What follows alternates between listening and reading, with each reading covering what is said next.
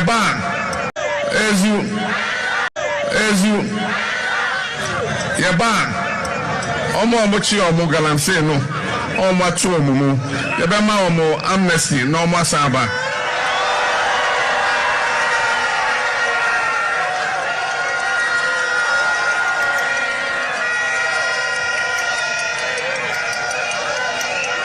Ezu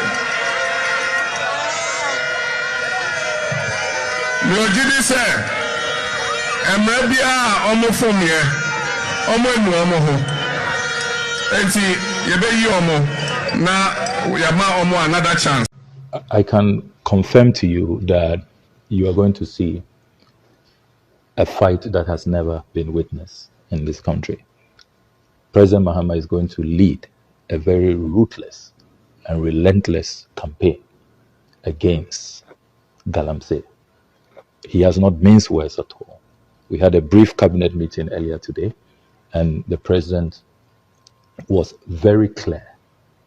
There was no ambiguity that he will be leading a war that we have never seen to deal with this canker, this existential threat once and for all.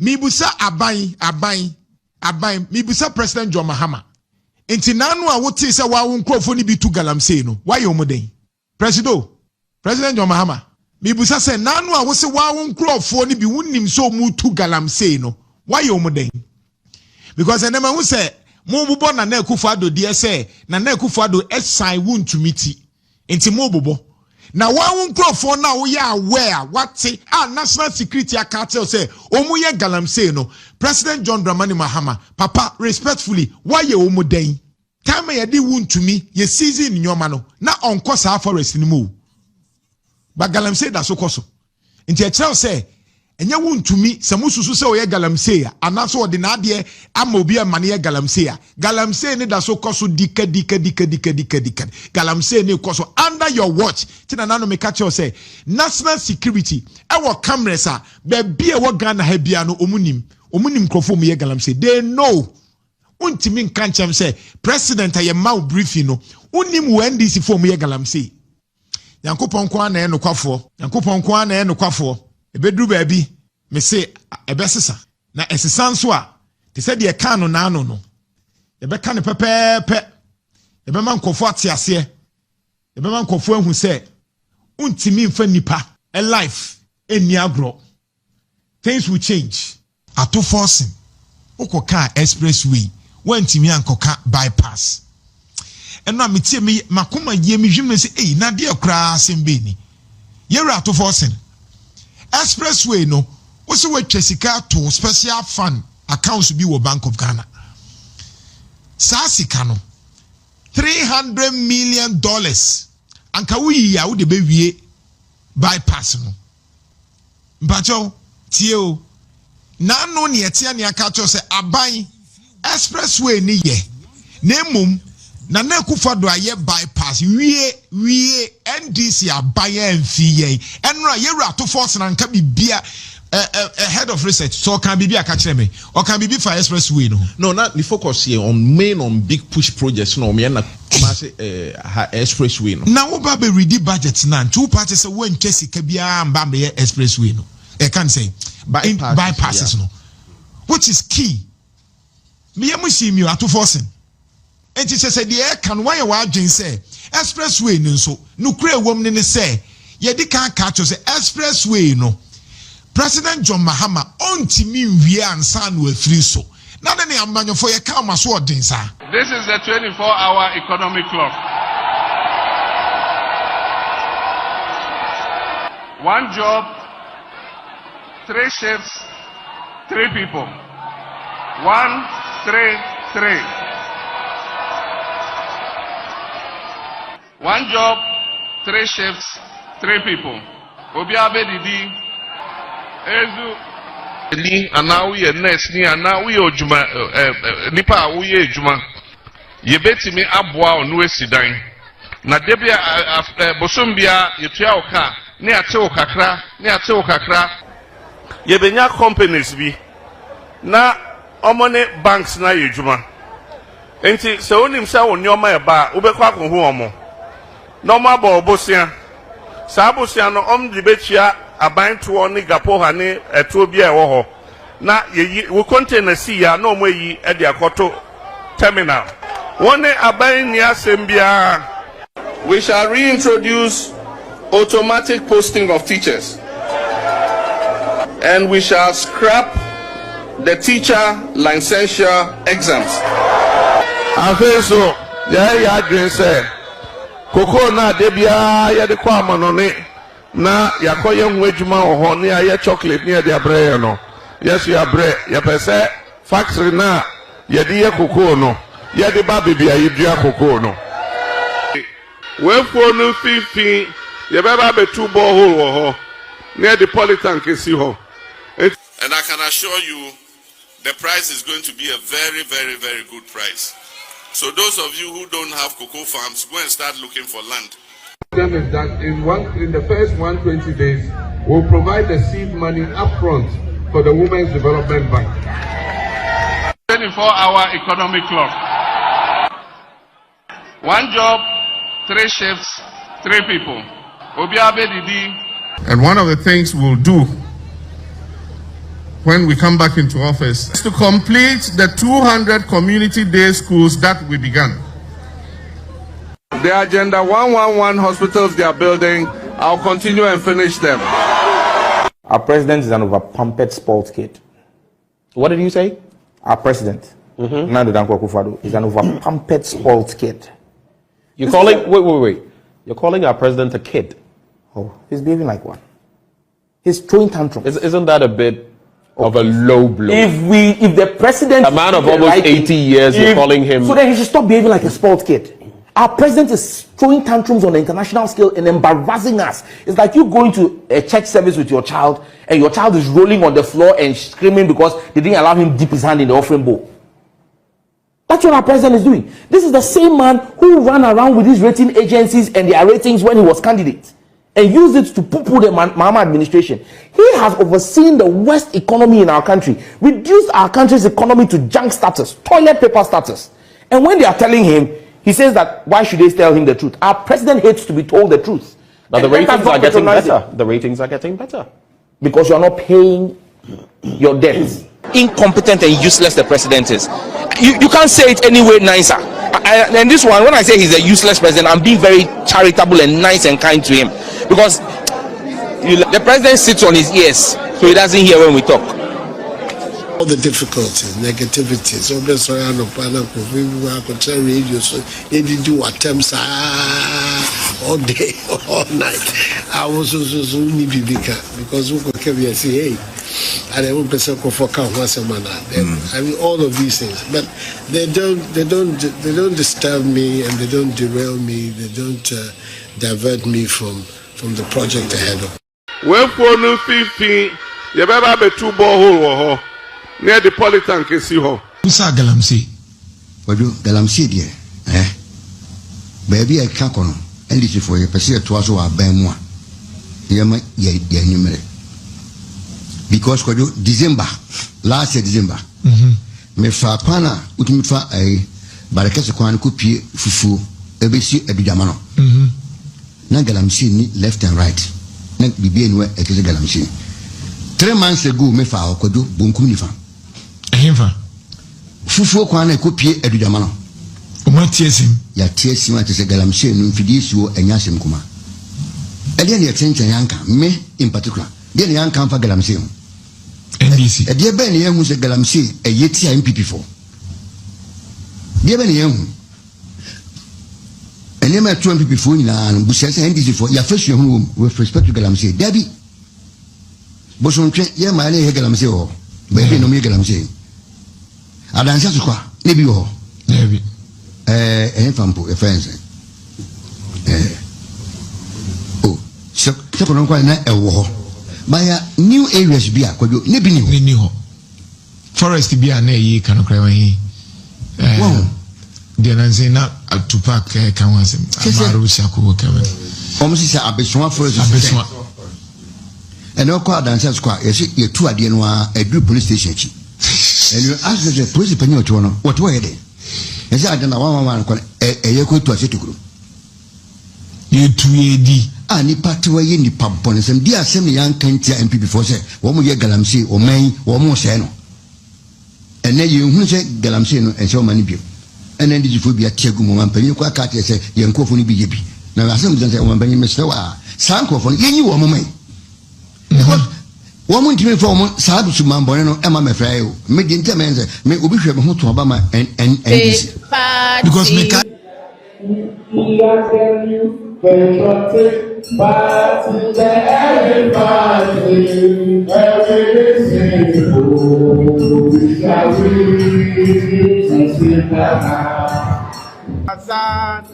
come and see what JM has. Come and see come and see. Abusia mame enchia na memo akwa bamfa wo embra Randy J report so na ende menim semenka se areho semo de man NDC amonyokuo semenka se ya sresemo ni nyina ne se odi wani echirem ewo University of Ghana mechire Legon alumni asuafo adadafo a omo join TEIN na mechire NDC amonyokuo wonu mu adehye ya wonum ewo University of Ghana na ohwe wonum homecoming dwumadi a omoya na se afi anhyiamu die ya wonum eyo no omunyina ba behyiai na eno na Shamima Muslim ya won ye deputy presidential spokesperson ono na ye okasamafo abede kire edema abankesiem na ono na wodi animu ya ohya ahyese woto adwom na ansa na ono ba beto dwom korampo no na wonum hu se NDC mabunu na ahia sukufo ya wonum ye NDC enti no omo ene omo nto NDC nwom kakra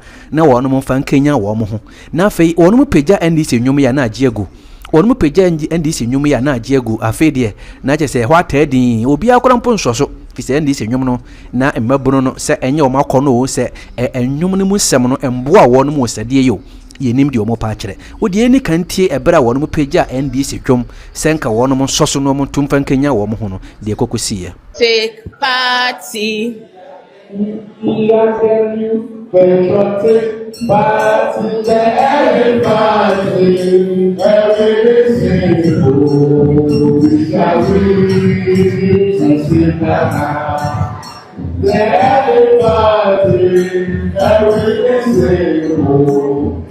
My brothers and sisters, it's okay. My brothers and sisters, please. Wa omu pagya na agiegu ne ho na Shamima Muslim ya wo ye presidential spokesperson oko pagya MPP for anthem ya omoto no we shall win to the elephant is the winning symbol, we shall win to save Ghana eno moko pagya no mo pagya no ede na mabunu nso ye yenko na yenko nkohwe Come and see what JM has done. Come and see what JM has done. Come and see, come and see. Hey, come and see what JM has done. Come and see what JM has done. Come and see what JM has done. Come and see what JM has done. If you want to join the NDC, see the secretary and write your name. If you want to join the NDC, see the secretary and write your name. Hallelujah. The boys are Zuzu, the girls are Zaza, the party is good. And then the 1st of August 2026. And Katoka I want to say, Ghana, our various courts, High Court, Circuit Court, Appeals Court, Supreme Court, Judge for ni lawyer for nyina eko the omo friend on legal vacation. Yeah, ahomjia ewo enhyehyeye mu ede ema a lawyer for ni a judge for ni nipa wodo aye adwuma in our various courts. Nyakopon ya dom a October ena omo eberuzo mu Enkato etoso mienu nso ne say parliament Ghana Masebedwa enso ekọ the friend the indefinite recess. Ya no date ya omo nso e de betra se ne de enya metodwa ntinde Masebedwafo nso enya kwanya se omo ebekọ mo constituencies na omo akotoa omo edwumadie so. Na ebra na Masebedwa edi dwumadie nyina e ba wiye no. De ba ye ne se enei eto a eda various crude oil products petrol diesel ne de keka ho no shoot to edeko 1 cedi 93 pesos sanso na mudo ani kiremu ewo yen legal affairs nso a omo nso enkato a omo ligya yen ene se Sedinam ationu tamakolo appeal na attorney general say oye with regards to judgment if we appeal court to the buy no and also omo are suspended no indefinitely. Na we share various political parties in our various institutions titi any tertiary institutions no ya na omo etintim eku ahodo a omo gira ko no so e strengthen the base of the party in these institutions. Enti the New Patriotic Party ewo de omo friend TESCON and the National Democratic Congress ewo de omo friend the TEIN. The TEIN for NDC, TESCON for MPP. Other political parties they minim and shaya omo aye edi ato ho for various tertiary institutions. Said these two major political parties away. Na ene memende ya no pay. Ena TEIN the NDC's network in the various tertiary institutions. Almost more ye alumni homecoming. Ewo University of Ghana Legon. Enunti almost suma Chief Executive Officer edema the National Youth Agency Osman Abdullah Ayarega. Se onko jina mampanyina na musan se na mampanyina odwumadi kase pa. Na on whip up the enthusiasm within the NDC's team. Na enimguasia esiye ewo University of Ghana Legon enano pay die penny kohwe Osman Abdullah Ayarega aje microphone pejan di senyom expect say 10 members are ehia wo University of Ghana Legon auditorium ho bagiso o pejan nyom na no obi ahwe no pejan di senyom na obi ahwe no afa ono akasa to nyom no fra hyase de kwa wieye ohun asem a won kan bi because the response from the 10 members is so negative. A total snub by the so-called 10 members of the University of Ghana Legon to the power on the Suma Osman Ayarega, His Excellency the President, and after Suma Fono Osman Abdullah Ayarega. Me o video no ha me body a chiro. Because that video no de chiro we are now fe ma bo audio na jantoa of Ahimfi FM. Eko down memory lane ene Ghana for do na any bomb so eko down memory lane and na why compilation of someone Ghana man panyine His Excellency John Mahama ejina simpi so editu dwa campaign promises and no na Ghana for dina so de to aba the man and na obisa say and someone would do man panyine kan yi emu de he pa no ba e watumi aye owie ye no no abi e phone say Ghana for na nkasa mfa no mo nchiro madwen ese wani ensese ka kiro ti yema mienu and I may bo ediama wati. First of all, the video of the total snub by 10 members of University of Ghana Legon during the 10 alumni homecoming organized by the NDC. Then to Nana Jantua and so Nkomodi about Ghana man penyini semo di tu dwa hodoa oba e wontwa tew na atronwa e na ogusu e di kire Ghana.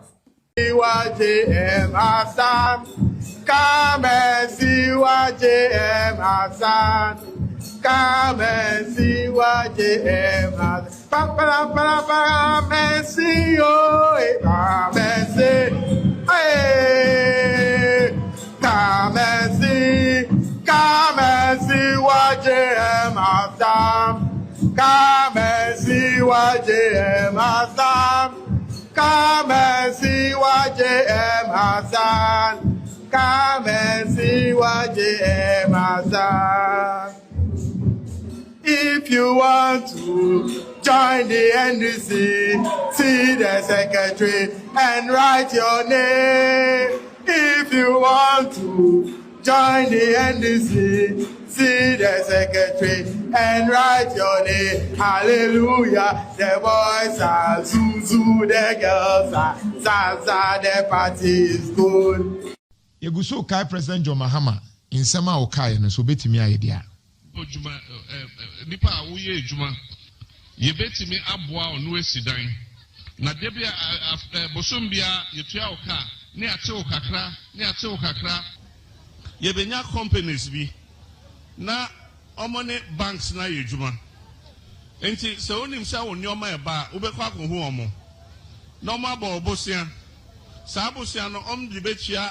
But we ye Kai President John Dramani Mahama ninsema okai ye ni egusu se papa e bia refia ye kai wo why nti ye kai wo nsani bia kai no ni ana we ye nurse ni ana we ojuma nipa we ye ejuma ye betimi aboa onu esidan na debia bosombia yetua oka ne ate okakra ye benya companies bi na omone banks na yejuma enti se onim sha wonioma eba ubekwa kohu omo na omo aba obosia sa abosia no omdibechia abanto ni gapo ha ni eto bia ewo ho na yeyi wo container si ya na omo yi e de akoto terminal woni aban ni asembia.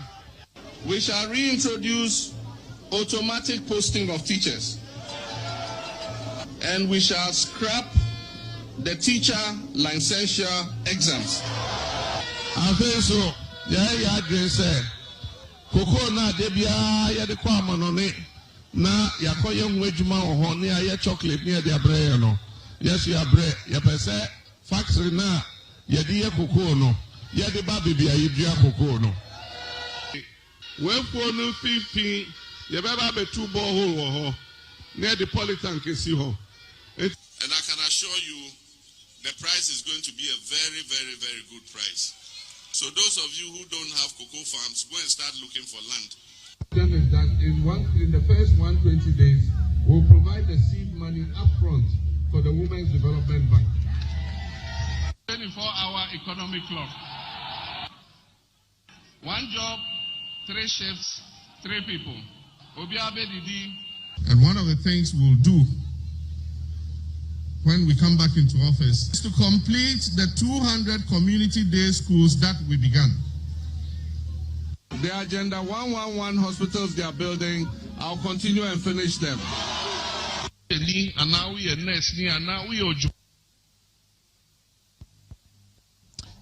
Enti President John Mahama ne kai no ne nsema o kai nsem no kakran na se bia wanti am say Bobby for the last time ne tie nsem no ye kai president say presido wa na kai enti ne toma o the first one no kan dey nipa wo ye ejuma ye betimi aboa onu esidan na debia bosombia yetua oka ne ate okakra ye benya the first one no Kofi Edansi.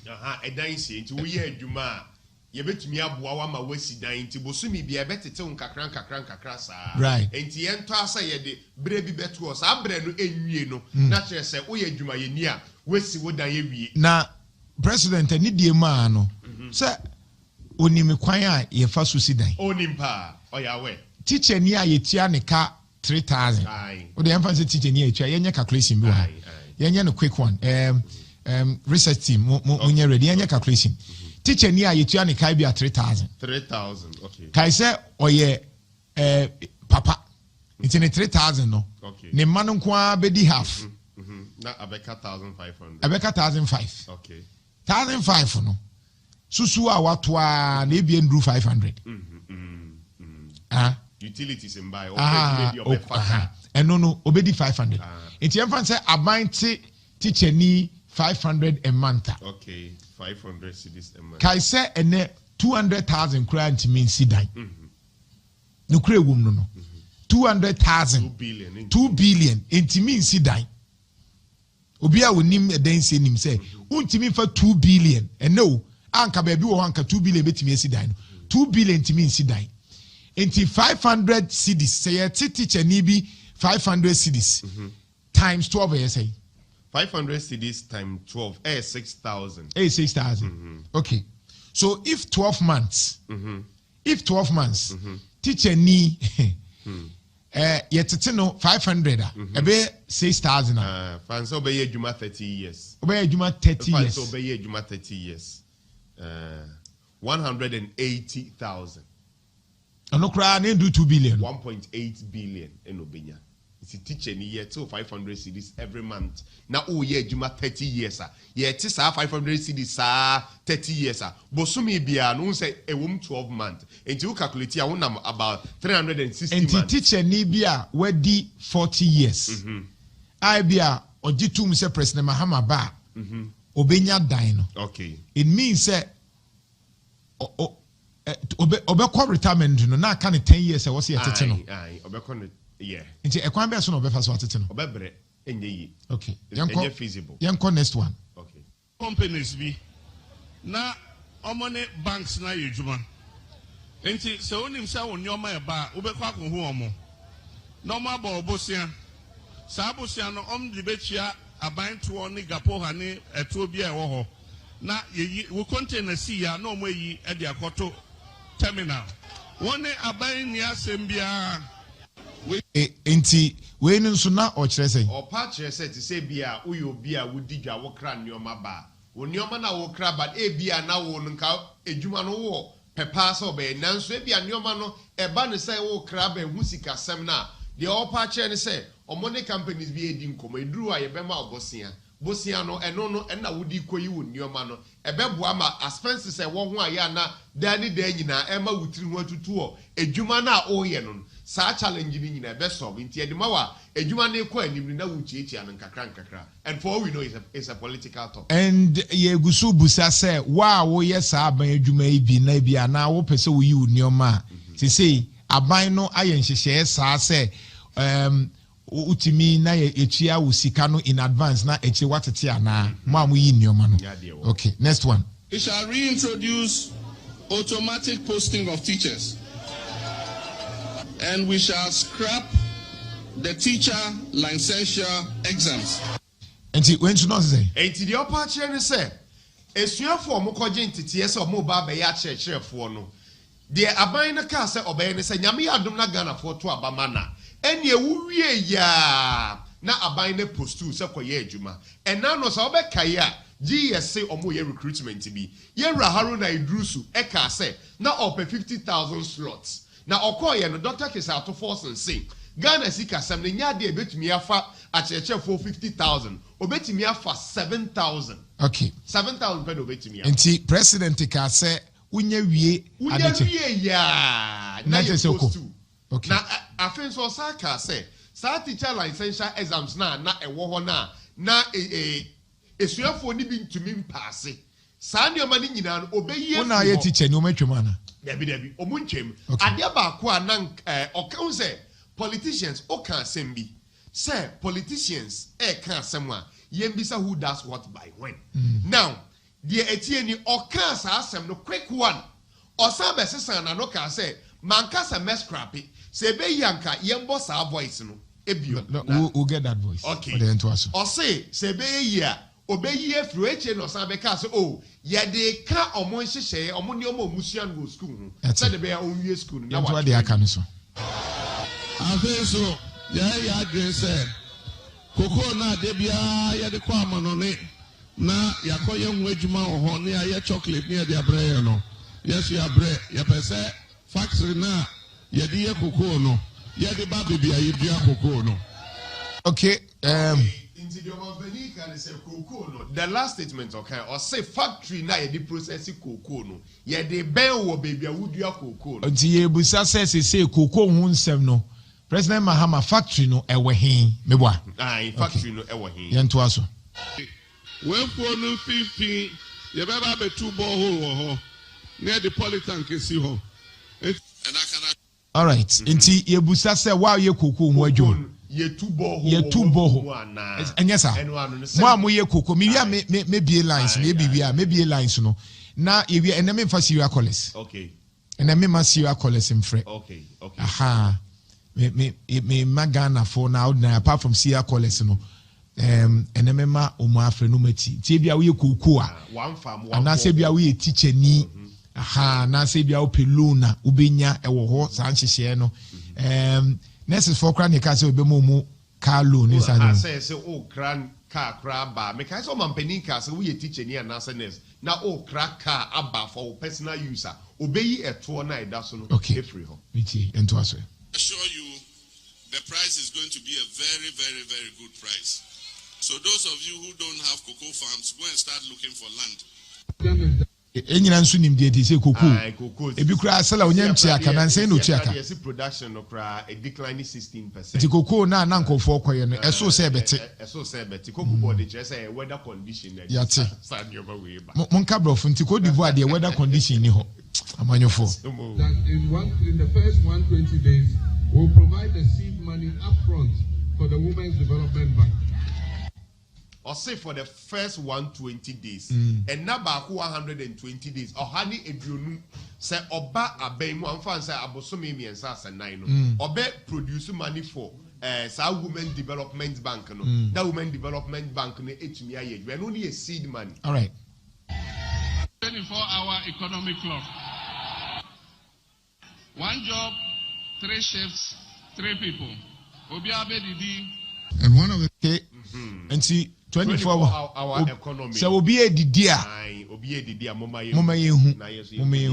Because you say na me be lines na serial callers mo mfre. Sure. Nti mo phone no say my ready a film. Aha, me you film. The things we'll do when we come back into office is to complete the 200 community day schools that we began. Okay. Or say, Brana Owa Bemu Kanino. Or ye 200 community day schools be. And no went to me and you into a chairman Yamayadum, Nasa Ghana for to Abama, and indeed Ghana for to Abaman. Or say our project Ninano, Sa 200 community day schools, or be complete. President Ann Kanokre was Adi Wehu. These are the facts. Very good. Recently, on the e-blocks, recently na Abanse or share 27 to 30 B. Yes. This week in a buy. 27 to 30 B. 27 to 30. And if you look at a year, so with me even 30 this year. Now or 30 next year. No 30. The second 2 years. Yeah, yeah. It's the obe free soon. 30 this year. No, you're 30. 5 months. And you do obey to me 60 and son we enye. Into the 200 e-blocks no. President John Mahama and cano crunch Wadada because ni 200 now kaya no. Ontimi nye. Feasible. Now last one on sa kaya any. Ontimi nya ni say any budget ni mu.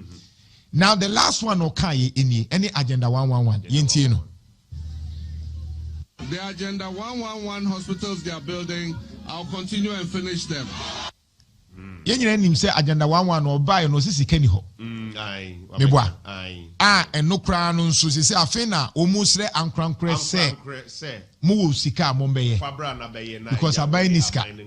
Nti aban beye ketua bi. Nti President John Mahama say obewie agenda 111 and no so nye accurate.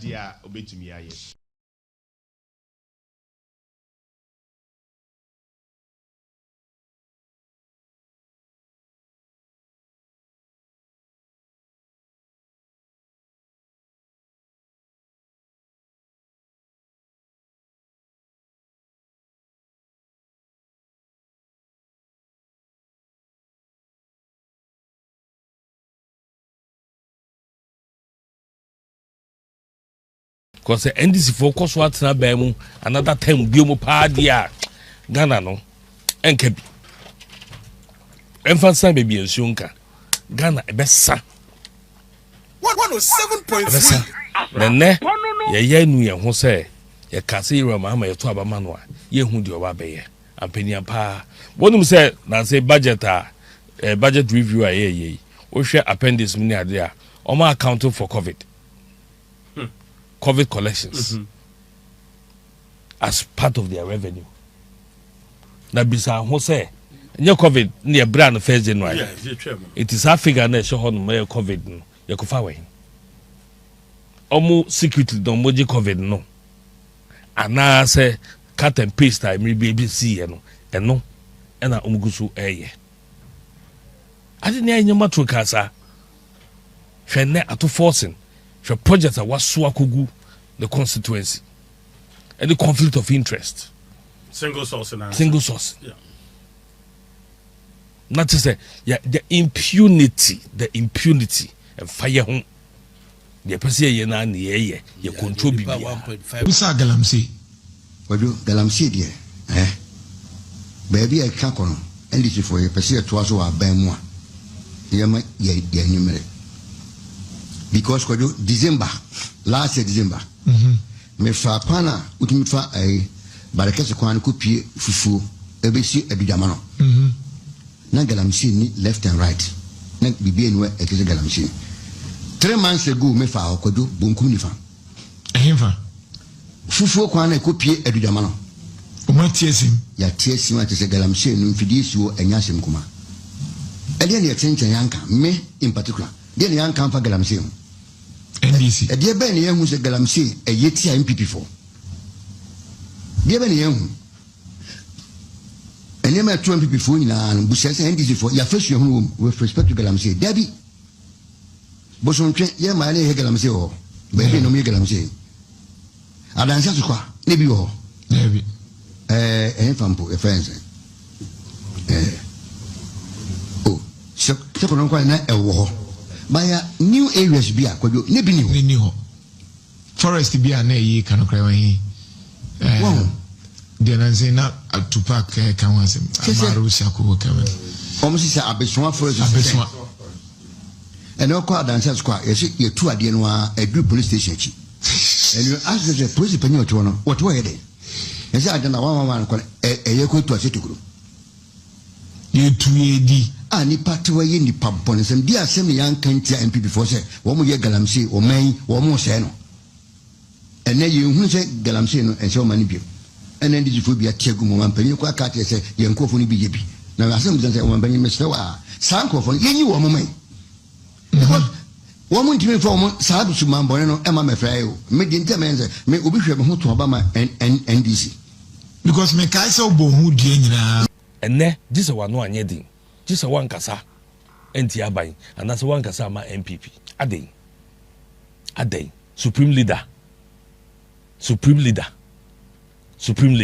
say na okay ye control judiciary ye control executive ye control parliament elective dictatorship aden ye fahe eso ho da ye say Ghana bedu sa pempeso yi ye democracy ayara ne ene wonu mu aban eka bibia wo mu hu bone with the aban ye no enom na ti Facebook esu omanu dem na say na nti omo ya na mo fans no na mo fo say de enche mokra ne eba beso amo mokra ne eba beche mo aden ye to abama mamutumi na mo fa en say o mine say right quickly mama call honorable Alexander akwasi akwaho na yenhwe na ruling na appeal court no de bae so obeka ya Sedinam Christine Tamakulu ye share say won kodam 30th January 2019 10 years Maslow Sikabi about 61.74 million Ghana cedis ruling bae ya na pa odwane kwahye bruchire waba ye no minim so kodam okosom kakra o so wankosumu ane de minim ene abana nkyere yen prison a yede ne call ye ntimi nka ho asem but ne appeal court no the ruling about say evidence on the buy on the born so kodam 10 years no na sabi emunye duru say wokosum e wa ban kokum ene woko social media woko ba bia even NDC for ni bi kure kasa ho say da bi a ye twa kono etoro ma Mr. Timfrio no bakwasi akwa ho ruling about appeal court ruling enye me nwanwa kire se wo hwe senia na say judiciary no kono woni ma bi hu a na it was to be expected na aya o ka na untimi nka insinipi because yempese ye be contribute in ye be ma judiciary no anasate mo adwuma no ma ba fi okay esan se eno an ye wo yen ya ye law abiding citizens na ye party ne je mredi ne die ya nanka pese ebu ye nigu enema bi so nanso sa yanka ama ye gyanom a omo tete court no so ehu se enema a omo ye no dachi bi omudi beda so a em se dachi ye nyina no ye bedi for bi se mami ekoye na ya ni extradite no ya ba mu ni share extradition process no ase na omo ba mu na obedu ye ne so wo prison no ni prison ye nya evidence say oni prison but oni me ko ba bi o one by no ni prison o dey no ni prison do not tifie no ni prison let's say prison be our gate gate be o fine ye didn't fasoro na me ko ba bi e wo Ashanti region me ko 3 days program bi na me da no anope bia nasa security car na evra yard mu a prison so baby me ko baby na woda no okay evra yard mu a dia car ne say car be reception ho na nipa de ba no bi afi ho workers wo ho nyina na mo bi afi ho na lift na be so no evra car no ko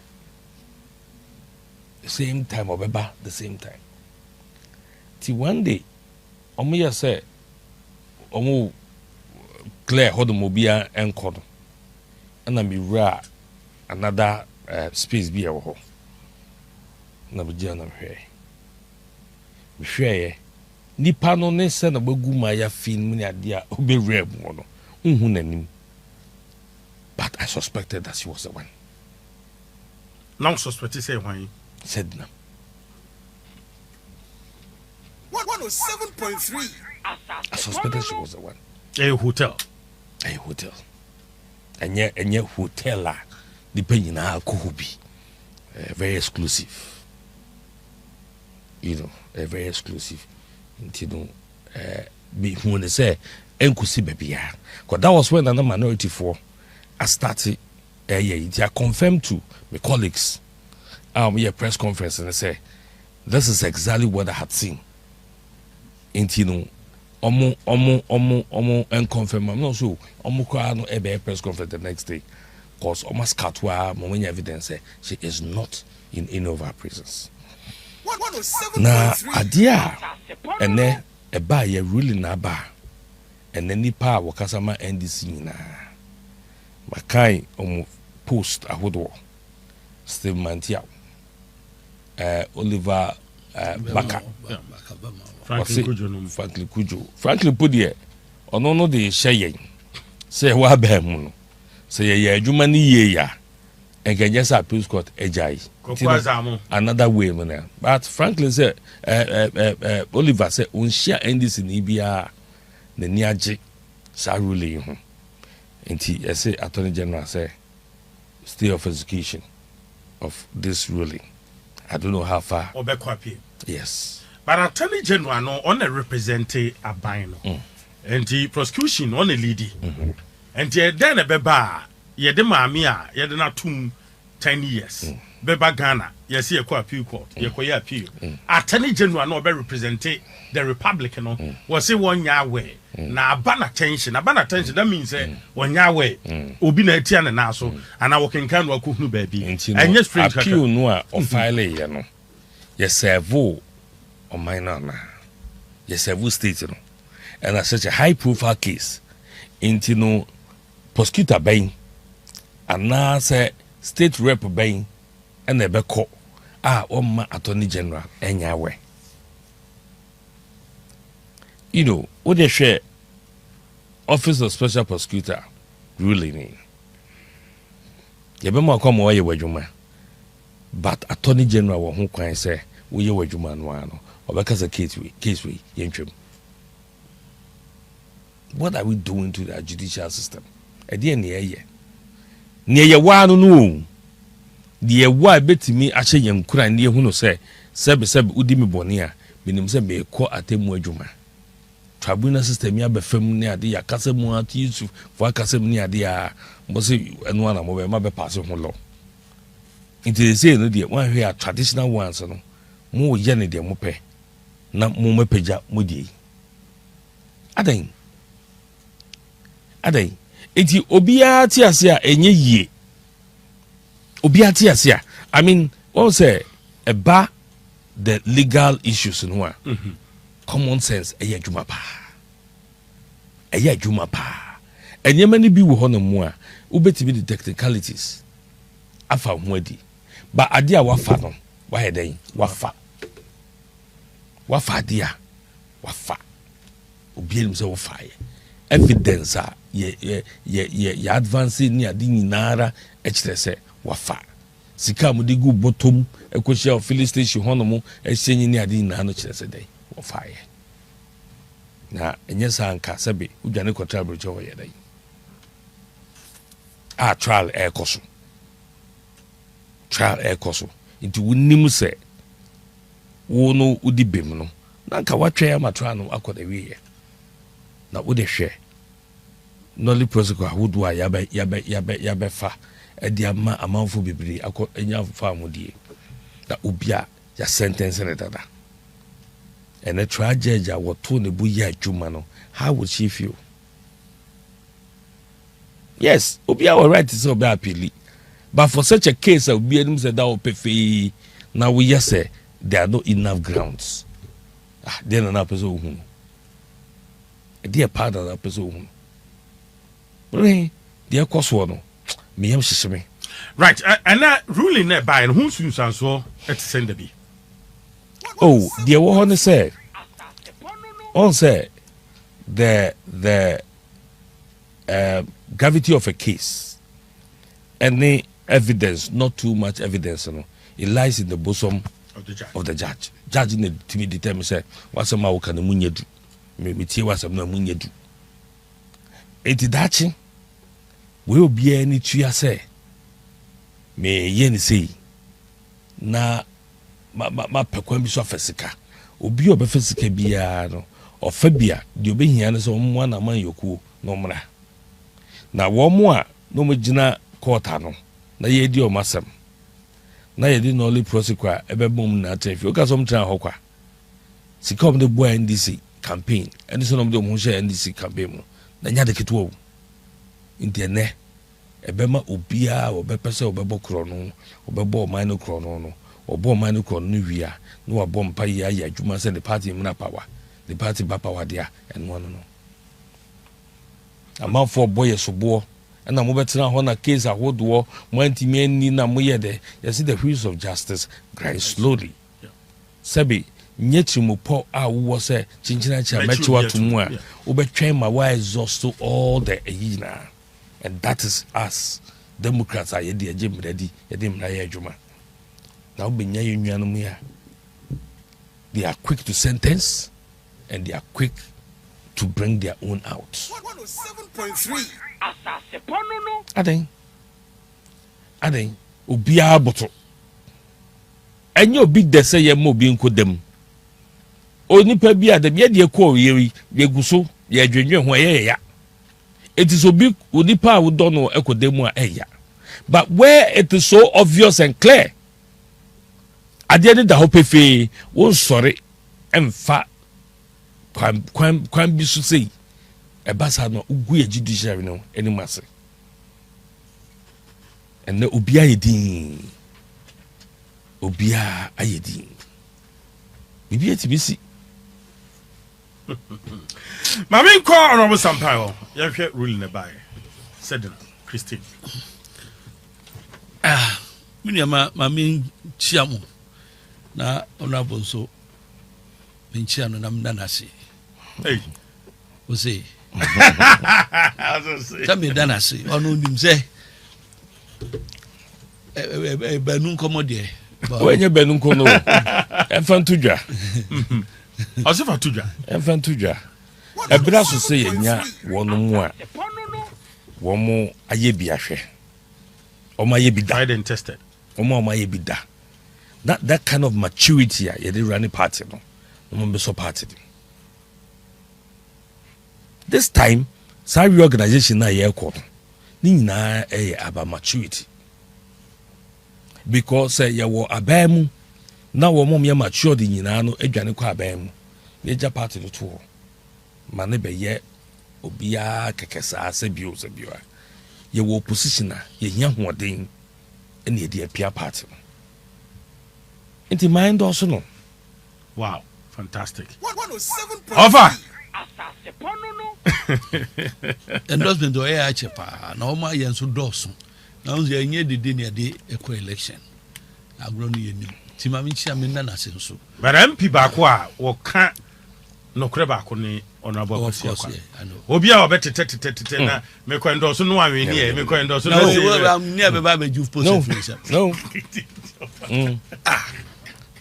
oh me say no bia ye party adwuma no ya soma che ye enso ye ni yie say so me san ye senior citizen enti emi nsura hunahuna bie mo na me catch red na na kufado say na ewu ni 2024 election kra me na nka me nye executive position obisa say den me see party wa hoden na whoop aban wa hoden enti be di ma hoden no ene minim dia no me beba be ye party adwuma enti wo dwene ho anka se bia ye ba power bia na ekope local government minister man me so me penti me purpose bia enti wo tiano dia ye mfa ntu nchen ma me cha Dr. Mamun Baumia na ba bia wo bia no nya me nka no adwen pa wo ni trimpo a wa boso de beba bebo aga na no me say nya me wo ho die e bebam e na hwe de ekoso ya enchi na na dam ko kufa nti nka che na so twa no kakroba se mkochi ano na oboso so kra de na se mentiri nka o se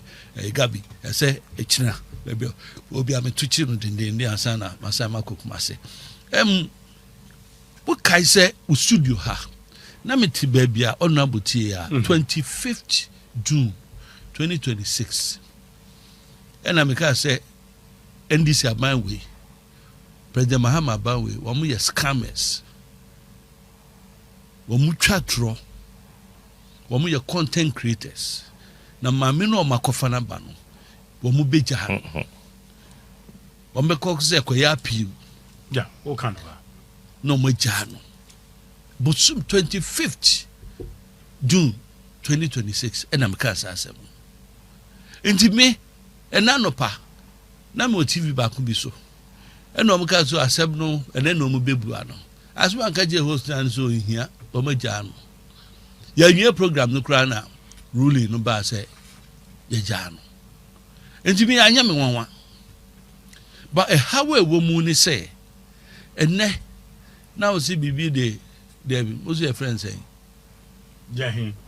What's the Kora na de? Oka. Oka, I know what you want. Niti. Enya Oka lunko. Ne. A day oral. Okay. Oral no, say you president release all looters. 107.3. Na enya wanwa say enkrofo a sika pimpim. Omomo ma ni hwere. Aba we buy no need ministers kra nwie. Attorney General no yi wo mu first minister so yi energy Attorney General na finance yes so in pay the first action nolly prosecute high profile cases anayedi oso jasem wo twam obi anko fie wo apɛ fufuo ko du fufuo wo ko du akpere no fachiri do ko di acheke ko du na cheke mo boys no girls mo konko winsa nko ye dem pe mo kwatla be ya tutu mfa makonhia ne mfine ne mfe mfa nya dem de be ye no gya wo mu nyina enti dia na na enwanwa se yes and they started extradition into the game is a simple question so aye dan na nipa no odi bem onye hwe omuso de ye mo kwan o wo manya nse de tutu mrika di wontumi no asem no no boka den crofobia am ba ATS man phobia antum yes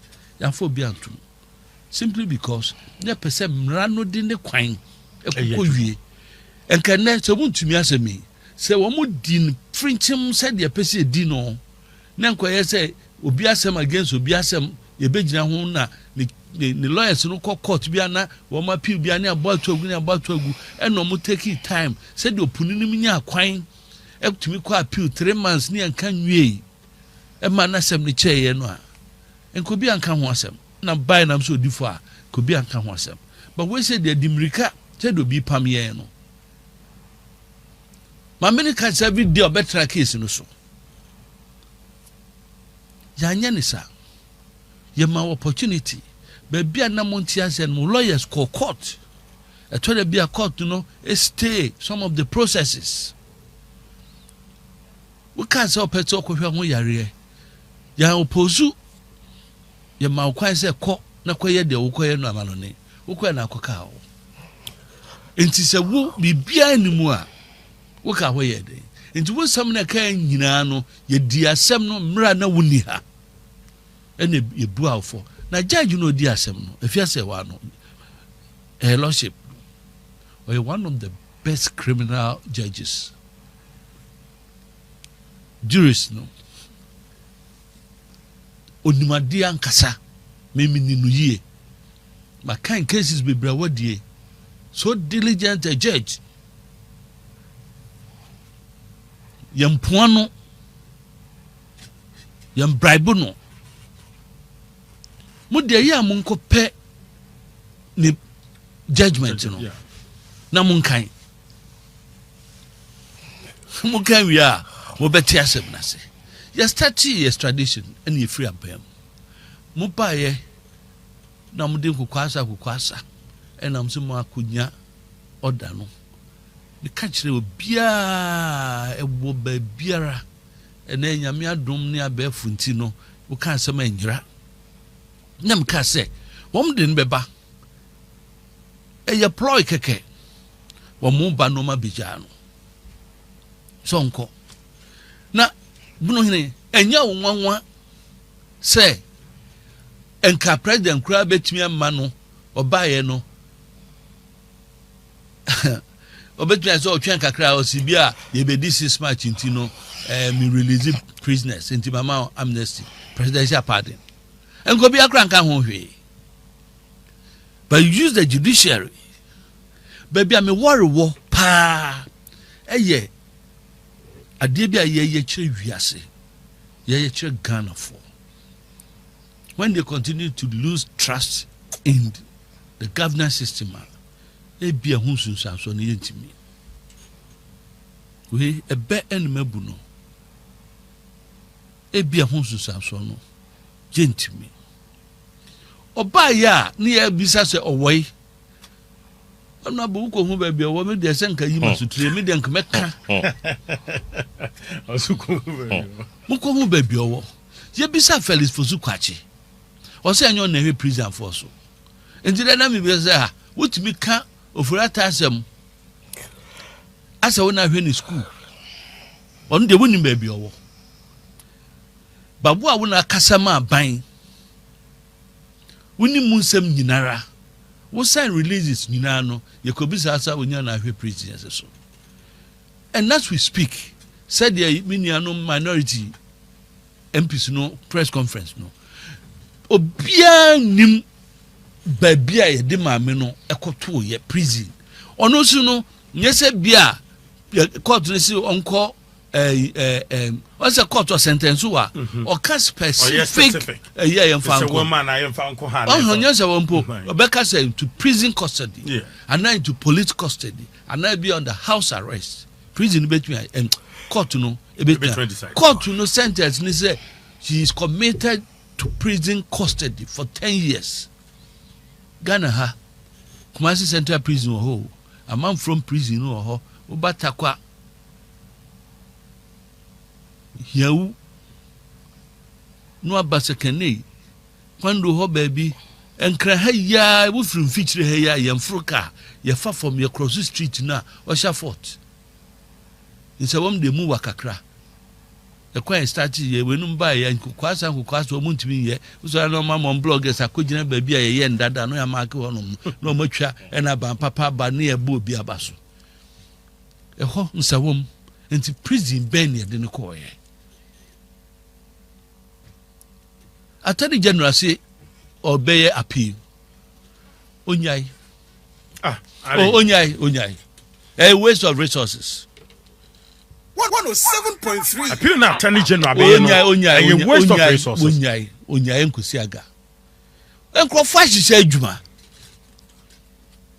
sese om de adwuma na digana fo enti ansisa na tama no am ya jana wa jana tu akayetia wo ko gina ho na yediwa won ma warwa no nyina om ka tim no ho enti wo kasa wo su no am so nyahwe wo de ko na sa wo ba be kiro se de situ no ye enti o ma hihye adwuma no enti no de menua but attorney general betuma ka say onya we say okwa appeal court na because what attorney general na kan ne say aban attention that means say or a bystander ho metro ko to Facebook bisa say now rep wo ho na attorney general rep ho Dominica yeni ni swem sai bo ehia no omnya obi anko wontumi de no abo court amja onja ma attorney general department na de bia abo to court na onu edi ka be report to churogu ni Facebook say court ni yese wo mumia no obi ansi ho but a rep from the attorney general department koi obe report to of course na wo say what ya na say Gabi say masuma ko Singapore ko yedma bi ba me na ba oba fa report ma no or the report ma we see that come to my attention to be say rep no ko ho no no hwan is man no o propaganda no enti na mse enkosi aga mom enkosi yesika mom enkosi yemre enkosi aga obeye kura no be ono agina ho kura be sa akototo apapa so omo won kwan bebre obeye o kwan bebre he akwa bi won so mbeja on do betum asem bi sin kawe timbaka no de ko bo akwa bi bicycle ko kuno ena asem ne call court na be na timba driver no ni interpreter no any prosecutor no mo sorry na akodi choba fufu eno bi hu akwa no ka jana si jack wasam no de akeka ko no enko yema wazo ja wo me wo de ka bebo me mayimu a wo sa be ka se bi medibem wo mo call court bi abjaji be buasem a o be buasem pom be boni kwa dua o mo se wo na dase wo do bicycle de ko pim timaka e damage timaka no bicycle no onu timaka no de abebo no o mo se onu mum ana damage timaka o jina ho se ye kan se medifo na interpreter edidi amen prosecutor edidi amen wo judge ni de minim de adebra wompo enti settings and we should not waste precious time, resources of the nation and the rest to pursue this appeal. Emfa. 107.3. Emfa. Now the instances are honorable Abubasu Hanum. In recent times,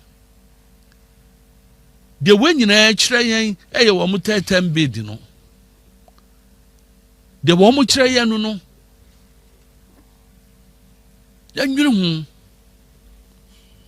Yanyu ho me nya komhwefo kwabrasachu Elijah no mhye wo monkom ne nasufo na menim ho me dem kom Roman kosim rose num bibia mawie menim komhye mentimi hwe nkom ba metimi atrase e de menyansan mu ne menim die mu no a kire se wo de ba ku mienu miensa ka ho a wo benya num ana benya nsia okay eno na enya nwanwa se obi amiana no won be beka say ya na honorable kan Steve Mantia no na sefo e frustration na mom de beka yo ani wontira leta no mo twro baaye no won mun ka ansem mom ko kan ye e wo X ne Facebook no e ho ni wo na mom de letter we pie ye nko mo mfi because wo amma Ghana for insist form wọ́n mọ̀ twatro akyerɛ yɛn wobaeɛ wogusu gidigidi ɛkyi nkurɔfo ɛnɛ ne na menum kasɛ so ɔmo fi sɛ mema no ɛɛden a ɛkyerɛ yɛ famia nyɛ nwanwa trumped up charges ne de wo kɔba ɛnɛ tiktokers yɛde yɛ wɔn aka nso no wama no makofa damfo through third persons. Go ha no after the bibia to ayi momo so kunkran be kwa 5,000 10,000. Kuma se kwan na tutu no. Ono bo ko oda. Bra wo bransan na oduru su hum ho ana baabia wo buramu ho no. Ono aninim. E kwan no ye gya na disika no eye de mfata. Sort nkrofo out. Ihimfu binum asofo binum. Na nya onwanwa se Woma no bene judiciary nsemu ene obi ani afira womu hu de ekoso obi aso asi womu nti de ekoso obi aye mum womu ntimi nkasa na nya nwanwa me papa ka asem bi kire me o se akora me a onsu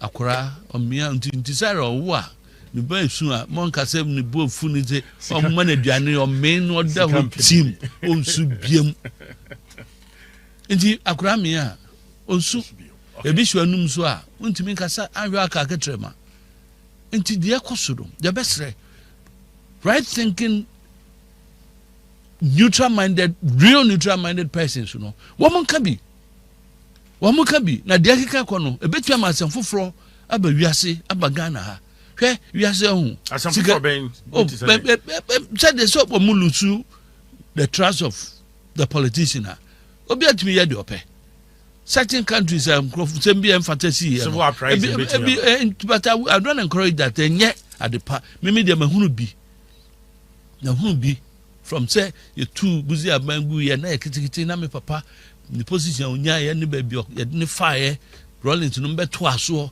and then as for minim the negative effects of sanity we won't encourage that to woman sorry nkasa woman sorry no mon kasa momo man could do her ansana sikani bia mpese ntokwa beba no man be say yo apart from Trump sikani bia ni ho a obe percent ntokwa beba because nim ntokwa ba ehia for no na seniama wo hu se me ne honorable ebia wo ka kitu abi oni bi the first target so be say ye ka no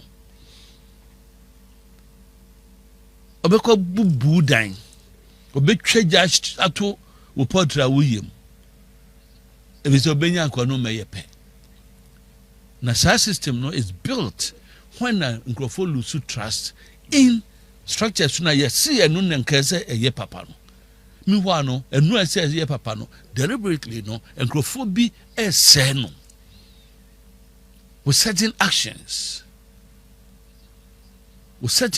yen pese be kwa koduru ho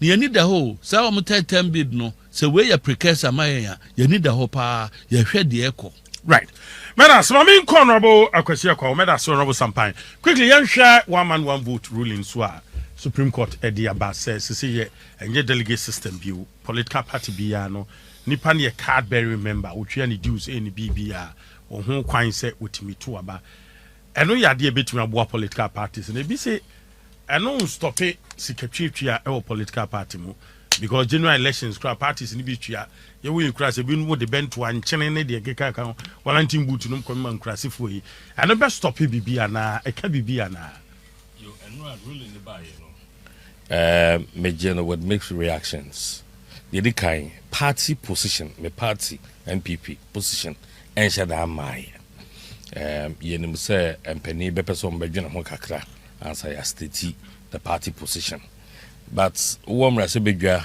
mu na wo ne mrase bedwafo edin sawoso de ubetititi bi enye nwanwa say local government minister no dem na o kemu say so bema socially imbalanced you can say a ruling because minority for wo ba bi no say ye mas ho kwai sa no there's a wajia to mu say about no tribal sentiments yeah it is a baby na say wo no delegates no o tribal for nkwa na wa for magum na de bia to mam na wakogina ama party ni di mu na o mato amawa and then e bie mu a obi fufura ono no any wo tribe na so ne tribe dos won no ono be femu a obi wi ni ti ono ne comment no for be akasa ho obi a su a wo su na ni wa but two things me who say on the side of the general public no nipa bebre ni age the rank and file ne omaniaji not because incentives are what about mu a and then akudu Supreme Court is no more a rumor because I don't know Supreme Court igina so I say enye representative enough na ensan so nte sikasem no so na che say evidence bi wo ho say sikasem yen reports ayaye be miensa after elections nyina no echre delegate system safmafo report na wom MPA there but I had opportunity to know the content na ewom Michael Quay report ewom has been discussed very widely enti obia so a oye very much involved obi o de ne ho share 2024 about wonim no enim say the man kofo be brand beto aba a delegate system for 2024 no primaries no na mu ebi mo hye ti ne course no ya de bi tete a no madwin na o say ene mo nko magidi a mo nko mo nkoto enti no kai hunu say delegate system ni nyina no uwi a the ultimate general elections no the ye pomposo pa ne say ye be ko general election na ene obi aba betu bi enti say grassroots ni bo say na omo bo say sabi nipa ye wo ho ya kaka wa ye hu ya yeti headline nyina no sabi eweyem it's part of us just say by civility nti ya yen show nti no ye no na the tikum enu na na to mam na ye koto aba wagide odebe kwakwahye wudwam so provision store na we ya obehwe no na fe wakwa invest wonya TV ai obi a minim no ora ne ba at any point in time bi I beto aba o Sun TV entino kwa adu so ko nanim enti omo mba ho be no musa nyina nim say now there you to aba wi pe no Sun TV o say say mo amunti a enti ono no de o se magye den so de amamo mo mehwe bi enso de ye business enti e ba sa no anipa wono no ankoji bie nanso finally ono okoto aba ma o power no o conference on beto aba o so onto enti ene o manina ni age say ene de ye nyina no aboye but yen kan hu say delegates no party mpanifo na omo ye delegates wo bra ekwakoto aba na adwuma bi wo hono mu a emomo eye party ni di mu it is sabi omo no mo chichire party no omo no mo hwe party no so ebo hu de ro ye hu adwuma nyina na se ye koto aba no ye mom satu mi so se nkomo nto aba no a enka enye bone o da se enka enye bone enso ni afiafia ho no na ama akoye asem a ene ruling aba begidi se e was a party bia no set up uhwe mu a NDC for the esas attorney general mo de ho ko join ye na mo ko support ye ni nti no is almost as if NDC as a party no ajatum fear no ano mako shows ahodo bi a NDC for ho no no omso mo de ajatum but NDC for the bi super adanya se ba ni say no mo abam nti bebisa say mpuntu djuma ben na wodi aba because larger skills are no ya omom de abahwa ni mpuntu djuma ti afini e bebisa say mpuntu djuma ben na wodi aba nti ye no ma yewo opposition de ye betima kasa woni abam but so opposition wa mu a afini na won so ye bekasa bra na wa abam no ade na wo ye nti me giri say we no eye ekwan bi aba o say party no etimi tina so no assess ne ho na uhu the strength of your people won crofo a wodi wachi na omye party for me yeto aba wieye na me hu se me ma eba afom no on my own me fa sa akonya so ya adwuma bi na sa adwuma na ye minim ni enti ankofo ama meto aba wo me constituency and I'm reaching out to omo ma meto aba nyina enti and then I go very personal with them. Okay.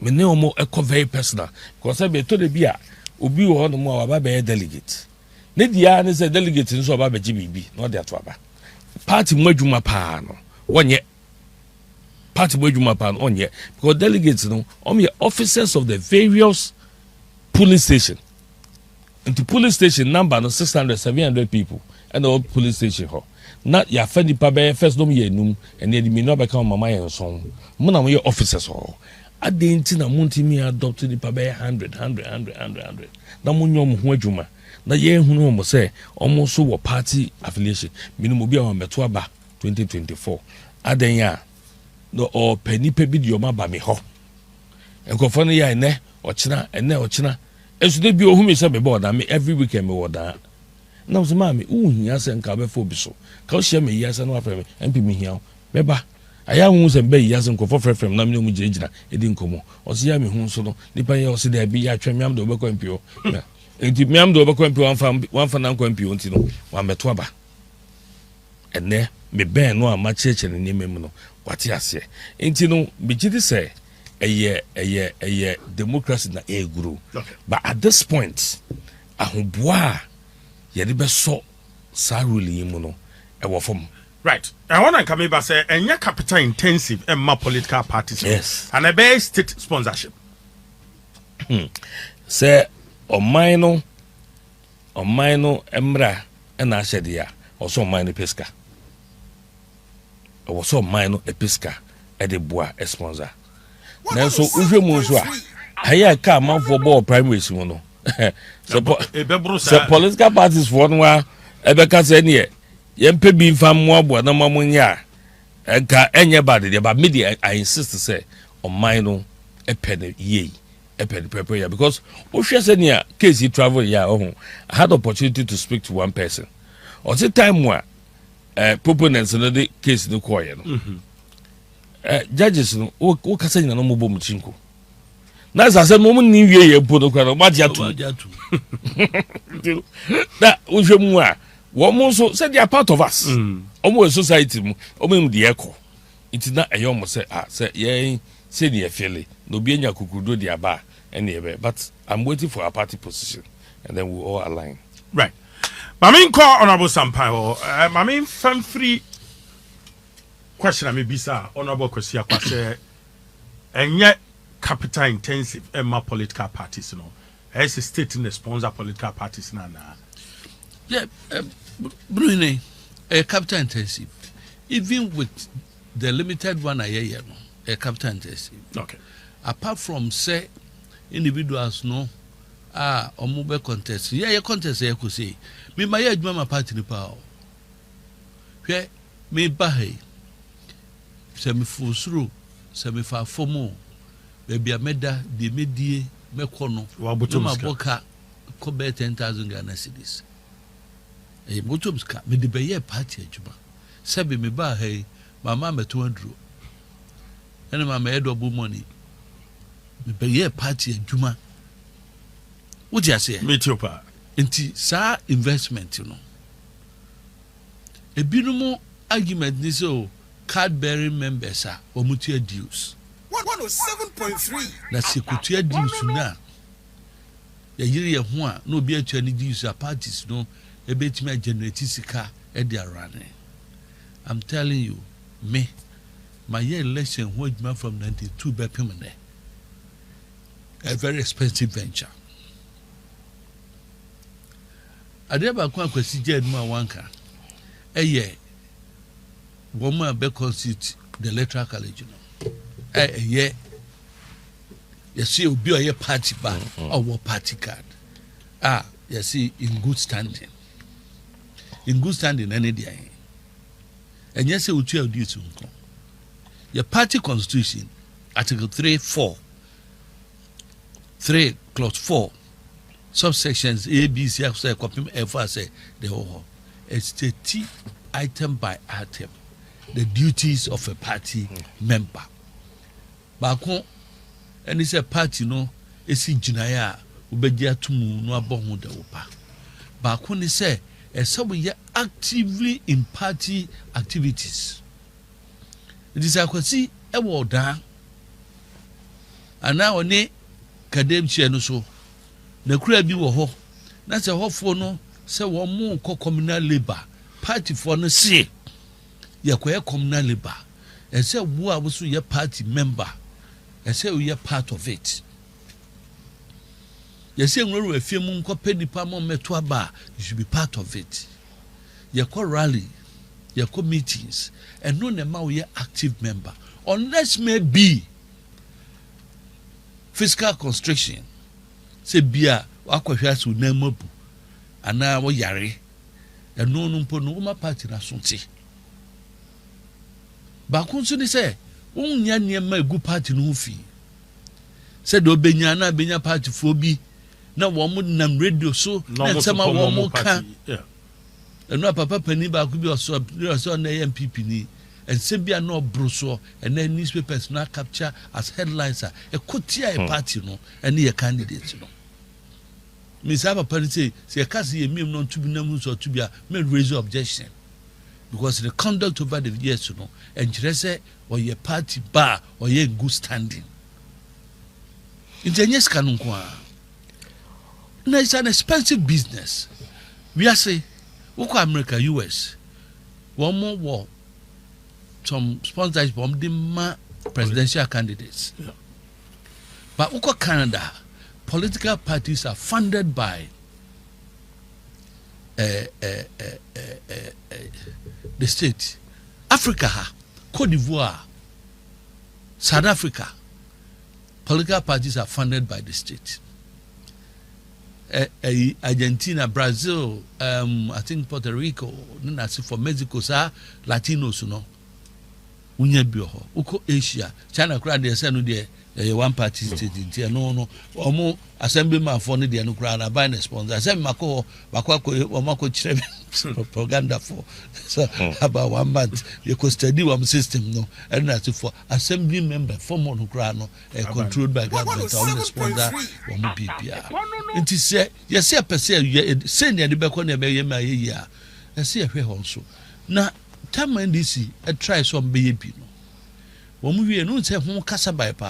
and I want to come back to infiltration. Say infiltration dey here. I know here. Or infiltration they would limited the include no be between infiltrating. Obi o ha otimia timi twa nkrofo begum so am beba beto ama no he doesn't care whether say so mufi party no na mufi party no on do ni say me no sponsor say bra efija kwa bring north bra chichwere control din na me sampa meba primaries into do ha betoma me on hwe so ye NDC ano ye CPP ano ye DNA and then personal interest no and all cost but we don't me share no parliament after 2016 no kwaya o mayi ba and I'm beside any dia no cause no say dey on now church no sisam party no samo betu sa na mo no bia monye ni yie na say aden and I say oduru ba bi no kromu a eja say ho de kali ho no na ndis for do so pa wo mo say wo mo nyina ya ndis for wo mo here school dine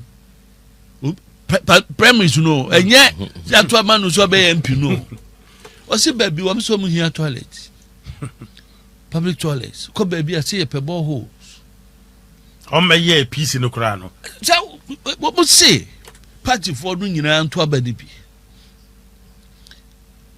into we do across for nya say MPP for into across I want you Oluwa I say Oluwa o ko primary so na be school dan my na boss paint ansa party for no na kan enye community no into ohwe sa court ni nyina no say yen adwene ho dadada say don no bukan no nti aye limited expansion we are looking at broader expansion but we need to work it out well eni say ye be wie no nanka ebeba mu nanka ya anya nanfa so what na ebeba mu because maybe I also believe in pure democracy. But me send it to Ghana. And the Supreme Court ruling, you know. Ghana. Says Ghana ni bia to abamboa. Ubwa, ne Ghana ni bia ne to aba. Ne Ghana ni bia ne to aba. Ya si de wadi mfie dum watwe eko. Na dwunu mu da ho. Who determines who is of sound mind? Who determines that? Akwaya ya na muna moblei o kan sembia ntu na appearance obeka say wayi na so timi ka asɛm bi a na na dwunu mu da hɔ into your sign bind and on your sign bind so constitution no kra no ama restrictions sɛ no deɛ nka wonya wia ya wonante ya obetumi ati paper deɛ nka betumi ama akɔto aba ba constitution no ase ɛsɛ do level bi a wadwunu mu da hɔ obetumi reason and obetumi adwene reasonably and san what to aba nti the political parties no yɛso yɛ nhyehyɛeɛ ɛde bɛboa yɛn a na nka yɛ no kwan aso no no but obia ba mu a sɛdeɛ honorable kan no ɛti nsɛm bi so kasa bi fantofoɔ wɔ ɔmo deɛ so wara kafa abatwerɛ ho ɛ ɔse so akɔmpa no hɔ akɔfa adwene no a yɛnwɛ no de aba fie a wakɔwerɛ kɔtwerɛtwerɛ ho na worɛwerɛ ho no wie a wawahoawe saa nom de yɛn enti yɛn yate yɛsɛ afe yɛmfa nyɛ hyehyɛeɛ we are mene no nyinaa yɛasoma yɛka no ɛnyɛ the party's position because officially no party no ɛmfa no position ba yɛso yɛadwen kyerɛ ɛna yɛkyerɛ wɔ ho yɛduru hɔ a yɛn nyinaa bɛhwɛ ne hyehyɛ ne papam sɛ bi a yɛbɛhwɛ baabi a ɛtɔ si no ne yɛbɛcall for review a yɛn nyinaa bɛdwen ho na sɛdeɛ honorable kan yi NDC for no ɔmɔdi kan asi nkyekye abɔ powder nti wo kɔka kora no mbɛsɛ akɔ twist no ɛma akɔ ɛsɛ wo mpɛ Ghana yie ba ne nso na nneɛma bi ɛwɔ mu a ɛsɛ tretre no mɛma system no ɛpɛ sɛ ɛde ba no ɛyɛ perfect no hwɛ yɛ start yɛ polling station asɛm ɛnyɛ no hwɛ 1992 me na me yɛ world secretary yɛ na ne ɛto aba ɛyi parliamentary candidates swame data na yɛ otafo swame na yɛ to aba no na yɛ nuru 50 nti 92 yɛkɔto aba yi Mrs. Redu yɛkɔto aba ne nuru 50 96 yɛto aba ma lawyer me anu ho dodo no a yɛ ma ɔno ankasa gya yɛ san kɔto aba ma ɔna bɔ sɛ echi mensa bonsu no ne yɛ bɛ 50 ansa ne yɛ expand the ba 98 and the polling station system no a buy the polling station system no buy no kra no enyo bia na na to aba ne bie until after 2010 aye expansion ni wie ya wa munya voting right a ma etre ni nyina no ne de hwe kwan a yesi ebie mu a ebe masikasem no abafom ba sa ye kwa yanim no na esei minu ati yi bafamo me si asem made MP min kope bi ni da me medi MP a nka just after kanda panka ko di MP sikatwa na usu ana nka just after oseje mensa nka medi MP of sikatwa na usu sikatwa no nko hwe eye adwuma bi a let me be very honest with you oti what he say o sorry a odwune party ho dan ono ankasa ne de ane ne mane ne ya ane ebisa wonim me kura no a last minute million am koye ya na hwi ni hompo no obi hu a no fi se ne dan ya so pae nyina wo na eso oboso ma no even ene I wo position se me yimi phone chiro na me hwe ne the number of people are sending message requesting for assistance you enti otimi enya request e bia bosumi obeka abomu no na nipa sika be 50,000 Ghana cedis na so tu akwa abontin okay pin records in now na me use company momo for the company kaje so muntimi na so ntimi ya me amakwaji bia se me ye nti akoba se onu de na ni tri ye owo company owo na adwuma kakra ye na akoba se uni hwi ya odi aka se me ti na muntimi ye beka so ye nipa bonni Addo bia fro say we need spare mattress. Now why the top mattress et to spare the two. Now where there okay. NDC MP back home. Where there is a wouldn't as a vaca. Also parliament nyako na ba ni constituency ba ko fe.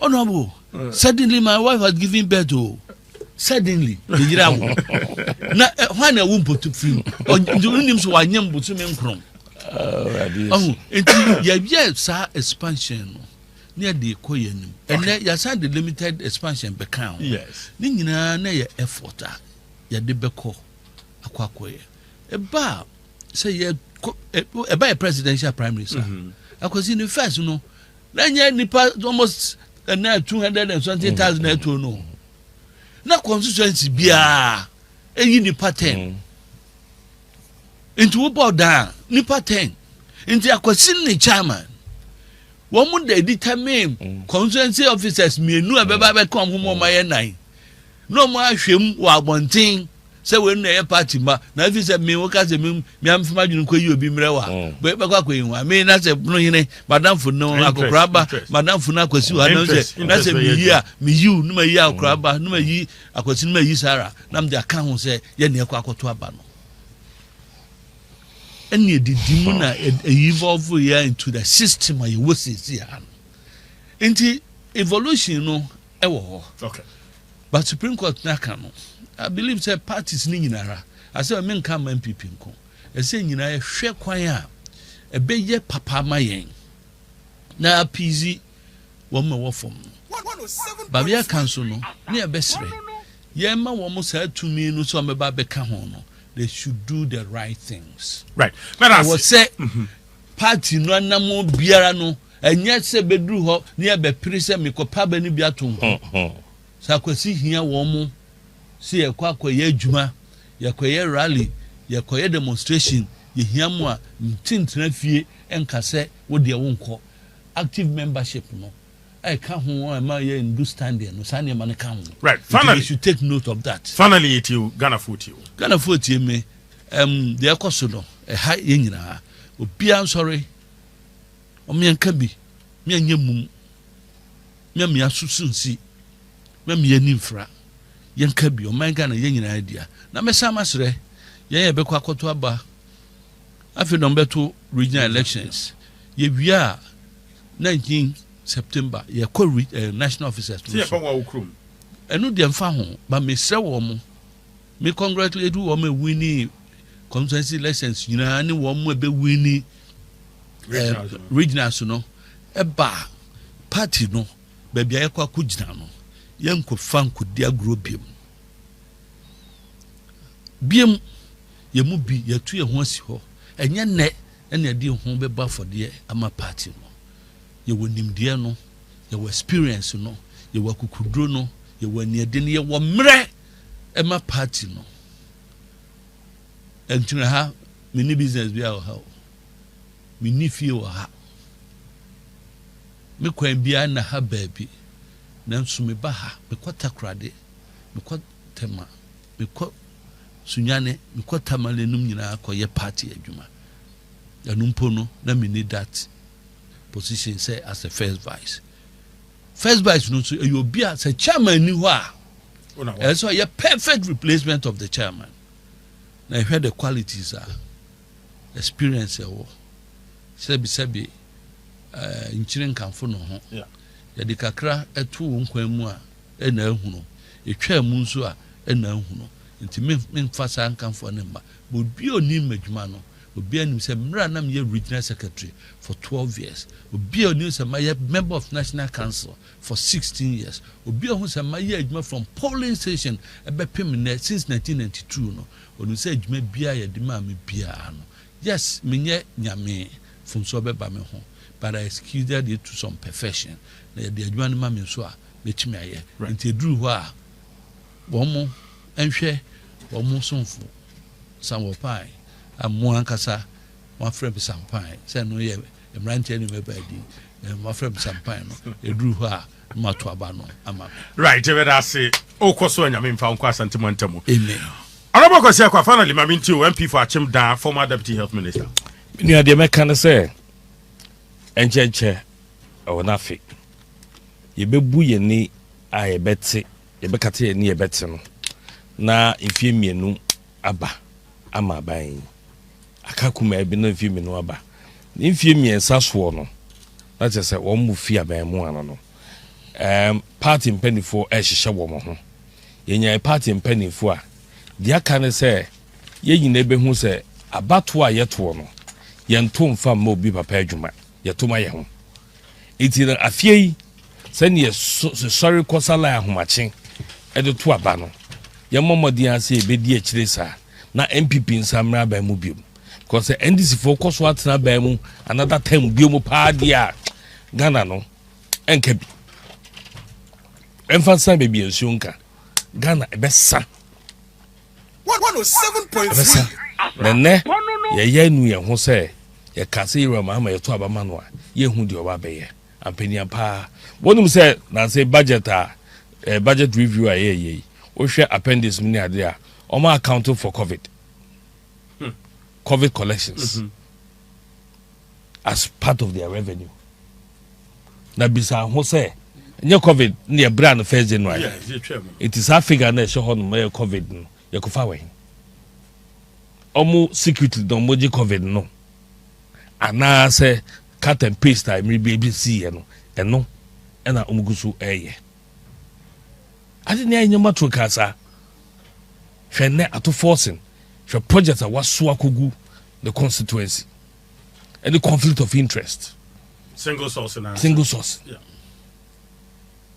Not to say, yeah, the impunity and fire home. The person ye na ni ye control bibia 1.5 atu abama. Hey, ani ya munimu say aba munya no 2020. Ene de munya 2024 no difference ne kitu e bi. Na de amama ka ba mu ne ye nkrofo ankoto abanti. Mo record no, mo penifo no bit bi ka mo hwe ne ye yo. Mo hwe ne ye yo na Ghana fo na etwen yen. Ghana fo obiya ni tua. Obiya huno. The NDC fo omoye. Menas because NDC for course what na ba mu another time biomu pa dia Ghana no enka bi emfa san be bi ensunka Ghana ebesa 107.3 nene ye nu ye ho se ye kase yira Mahama ye to abama no a ye hu de oba be ye ampania pa wonum se na say budget budget review a ye o hwe appendix mini ade a o ma account for COVID collections as part of their revenue. Na bisa ho say nye COVID ne brand first January. It is Africa na show no me COVID no. Ye ko fa we. Omu security don moji COVID no. Ana say cut and paste time be see no. Eno na omugusu eye. Ade ne anyama to kasa. Hwenne ato forcing for project a waso akogu the constituency and the conflict of interest. Single source. Yeah. Not to say, yeah, the impunity and fire home. The person ye na ni ye control bibia 1.5. Usa galamsi. Wadu galamsi die. Baby I can kono. NDC for ye person to aso aban mu a. Ye ma ye nyumere. Because December, last year December, me fa pana utimi fa barakese kwan ko pie fufu ebesi edudamano. Na galamsi ni left and right. Na bibie no ekese galamsi. 3 months ago me fa okodo bonkum ni fa. Ehimfa. Fufu kwan ko pie edudamano. O ma tiesim. Ya tiesim ate se galamsi no mfidisi wo anyasem kuma. Ele ne yetenchen yanka me in particular. They ne yanka fa galamsi. NDC. E die ben ye hu se galamsi e yeti a MPP for. Die ben ye hu. Ene ma 2 MPP for nyina bu se NDC for ya fasu hu with respect to galamsi. Debi. Bosontwe ye ma ne he galamsi ho. Be bi no me galamsi. Adansa su kwa ne bi ho. Debi. Fampo e friends. Oh, so kono kwa na e wo ho. Baya new areas bi akodo ne bi ni ho forest bi na yi kanokra wan hi de na nse na atupak kan wasem amaru shako kamen omusi se abeswa forest abeswa eno kwa dancer square ye tu ade no a edu police station chi and you ask the police penny oto no what were they ese ade na wan kwa ye ko tu asetukuru ye tu ye di a nipa tewa ye nipa bonesem di asem ne yan kan tia MP before say wo mo ye galamsey o man wo mo say no ene ye hu say galamsey no ense o mani bio ene ndi jifo bia tiagu mo man pani ko aka tie say ye nkofo no bi ye bi na asem say o man pani mesre wa san nkofo no ye nyi wo mo man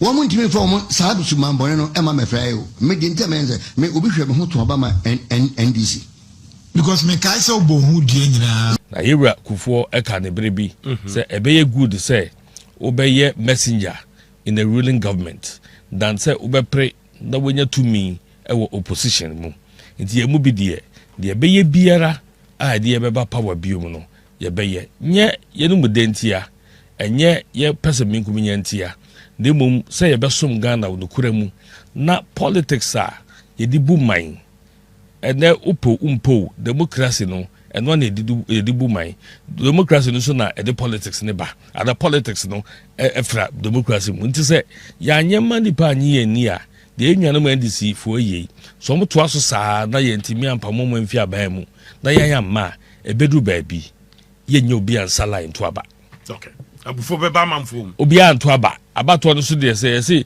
voter register say be 10 million na nipa be 20 per kwa na koto ya ye be kan yebeka nti ubo se phobia hu biom ti nipa kakra bi a wo mo de o mehia to mi no no mo de awusa wo manum eza se ne yese nyema maidi ye obi wo hono mu a o mani jipa ye won kofu bu ho mani ajipa saafo no o mo de o mebebo mo ho ano no makokoto aba o mkoto aba ebe se yesuku nsem ebe se judicial system ebe se ye parliament ebe se bibia hwe nra ye tena parliament anajumu say a very important bill I can say Ghana Cocoa Board bill no clause by clause it do clause 83 ne say yenhwe nanka ye protect cocoa farms intinka o ye galamsey ana say o efoma gudi adwuma bi na say ben cocoa farmer emra eniwuni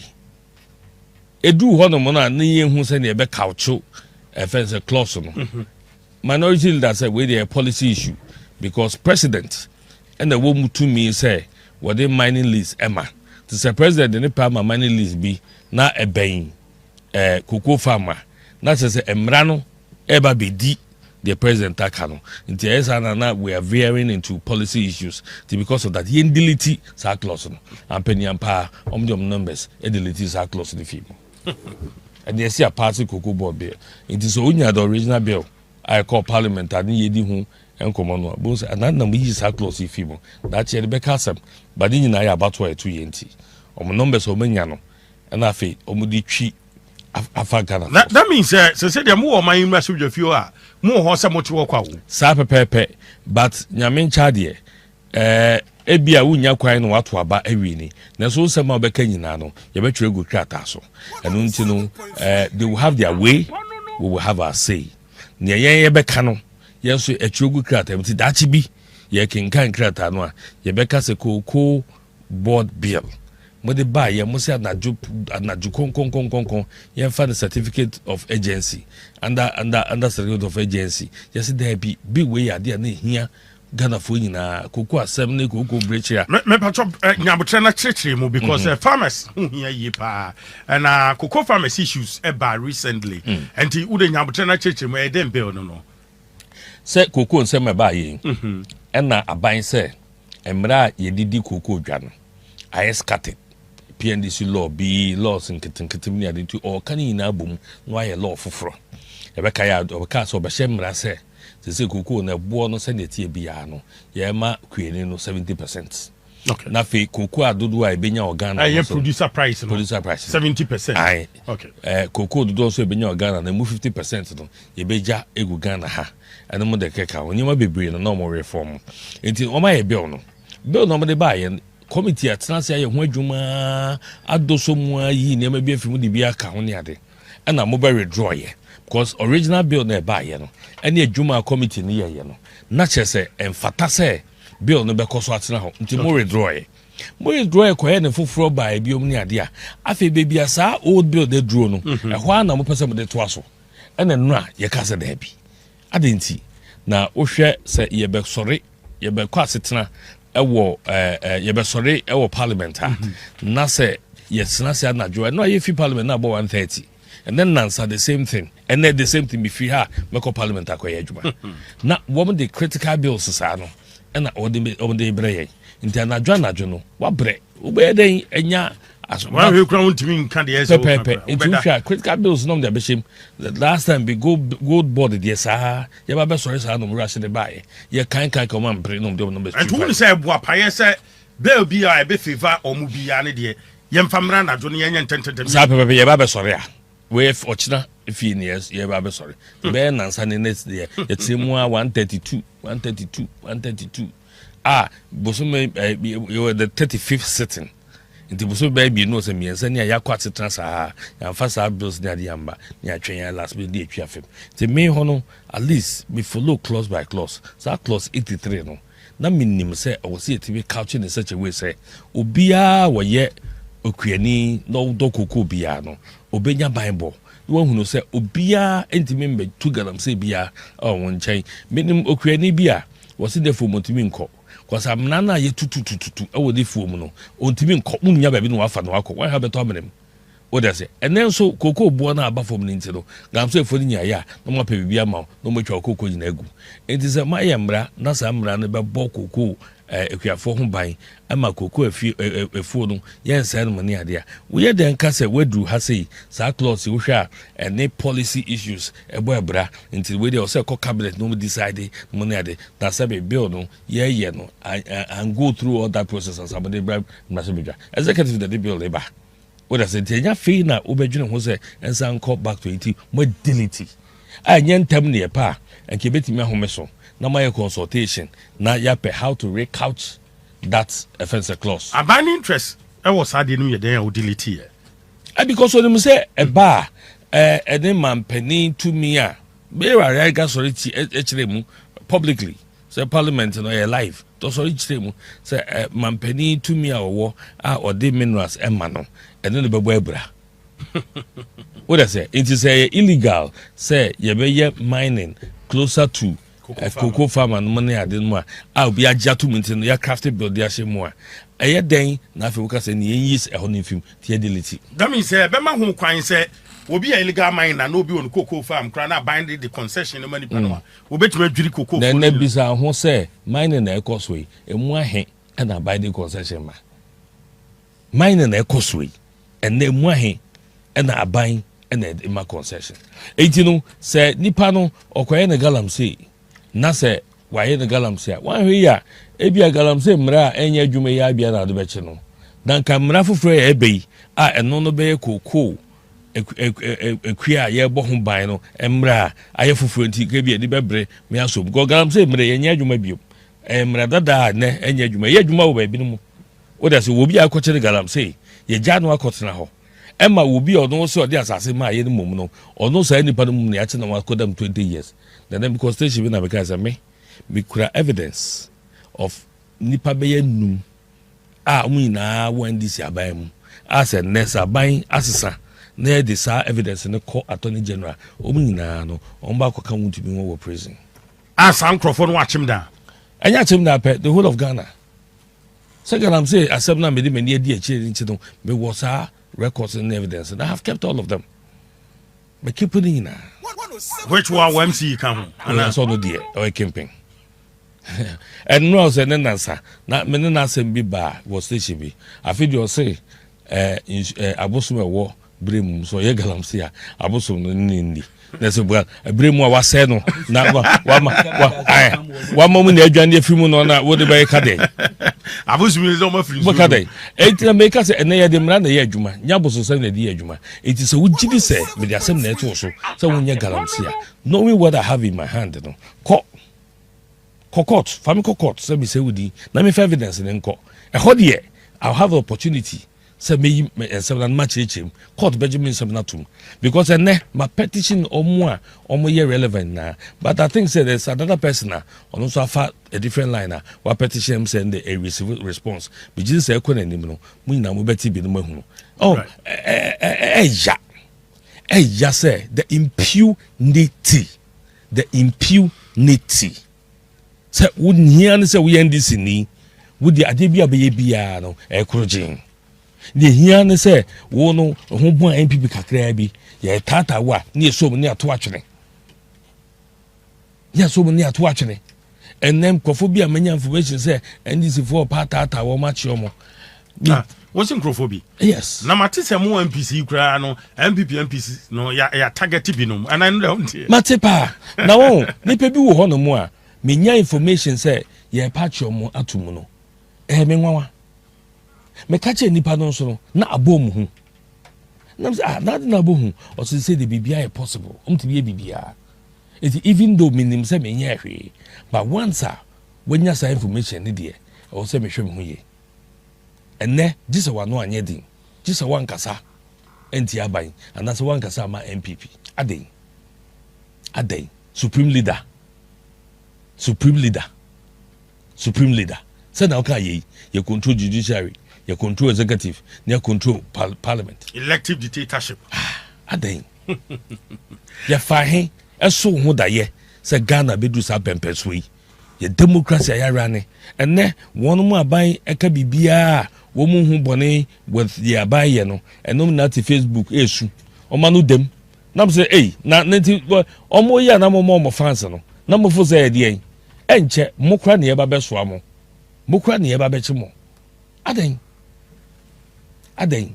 ye to abama mamutumi na momfa en say o mine say right adwuma na mede ma honorable Alexander Kwasi Akwa MP for Achimdan former deputy health minister honorable Sampine national first vice chair aspirant MPP former Kumasi mayor Atenase aja yemwajo former media secretary no omu say adwuma no metiase no ma yen so ache fachame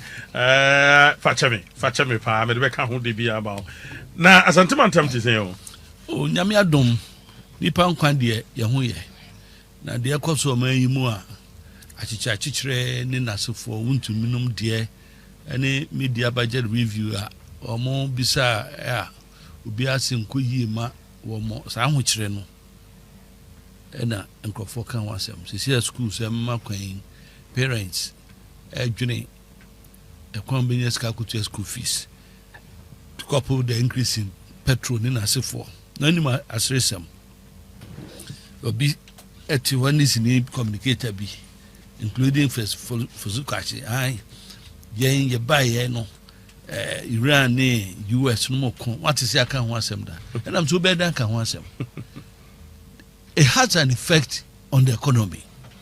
If we say ne petrol na ye fi abam na ye 13 cities no and na ye 15 16 cities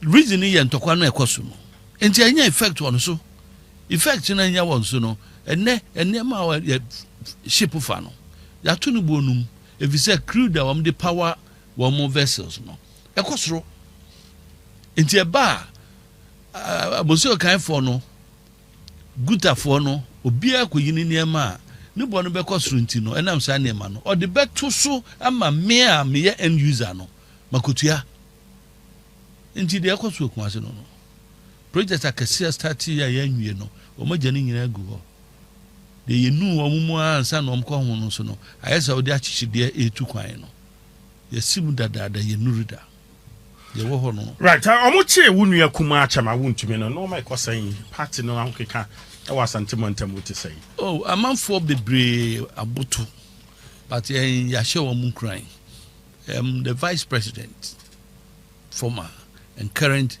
flag bearer Dr. Mahmoud Bawumia onim panifo e bayi behia asante party executives no regional executives all regional chairpersons, regional secretaries, for stakeholders account will be saying na ebe briefing so far na more to any share Wontumi nkomo mudi nti ama nkranhye abam apart from that no yemu bia na yeni post no yete akire no ya world experience yes we are giving them the needed backing our the beye ejuma ne ye nti the oil acting chairman for instance part example almost every morning I call him, I give him briefing. Menene kasa yenye ni se we yentutu na yenye ni se so ademu ye bibia e pese ejina akọ nehu se so ni ho kra no there's no vacuum though it's painful no na party no so yɛbɛbɔ ho bra ɛno na yɛgu so sesi ayɛyɛ.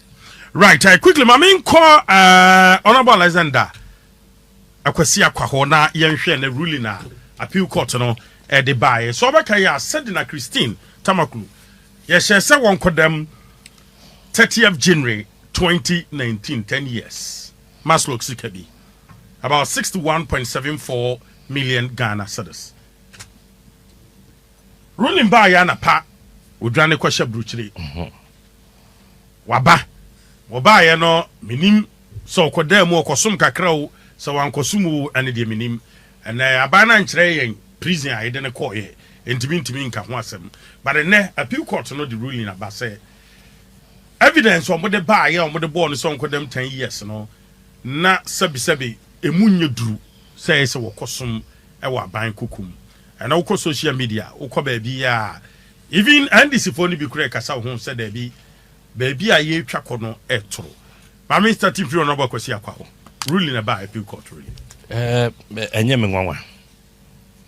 menwanwa kyerɛ sɛ wohwɛ sɛnea na saying judiciary no ɛkɔ no wɔ nneɛma bi ho a na it was to be expected na aya wo ka na untimi nka insinipi because yɛmpɛ sɛ yɛbɛ contribute in yɛbɛma judiciary no anasa temu adwuma no ɛno abafi ɛsiane sɛ ɛno ane yɛwɔ yɛn a yɛ law abiding citizens na yɛ party no gye mmerɛ di ne deɛ yɛn nanka yɛpɛ sɛ yɛbu yɛn gu nneɛma bi so nanso sɛ yɛnka ama yɛgya no mu a ɔmo tete court no so ɛhu sɛ nneɛma a ɔmo yɛ no daakye bi ɔmo di bɛda so a ɛm sɛ daakye yɛn nyinaa no yɛbɛdi fɔ bi sɛ mami ɛkɔɔyɛ na yɛa ne extradite no yɛaban mu ne yɛhyɛ extradition process no ase na ɔmo ba aban mu na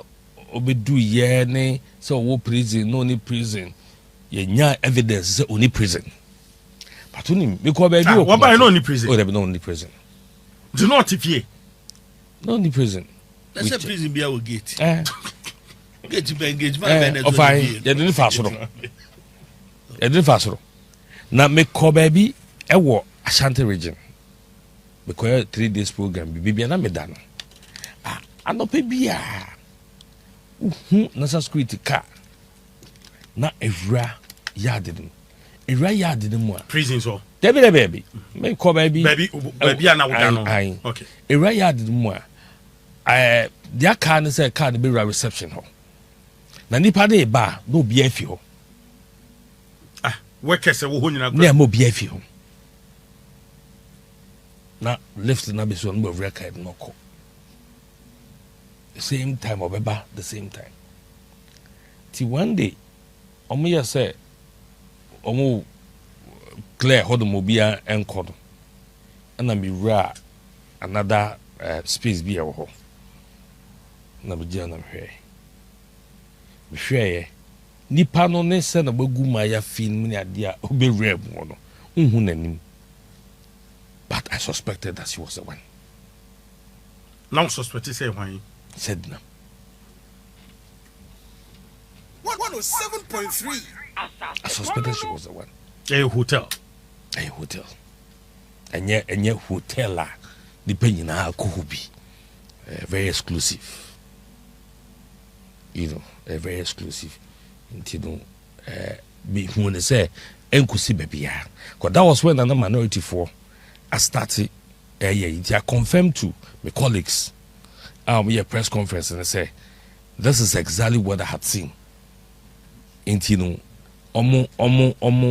and confirm. I'm not sure. No a press conference the next day, cause almost catwa moment evidence say she is not in any of our prisons.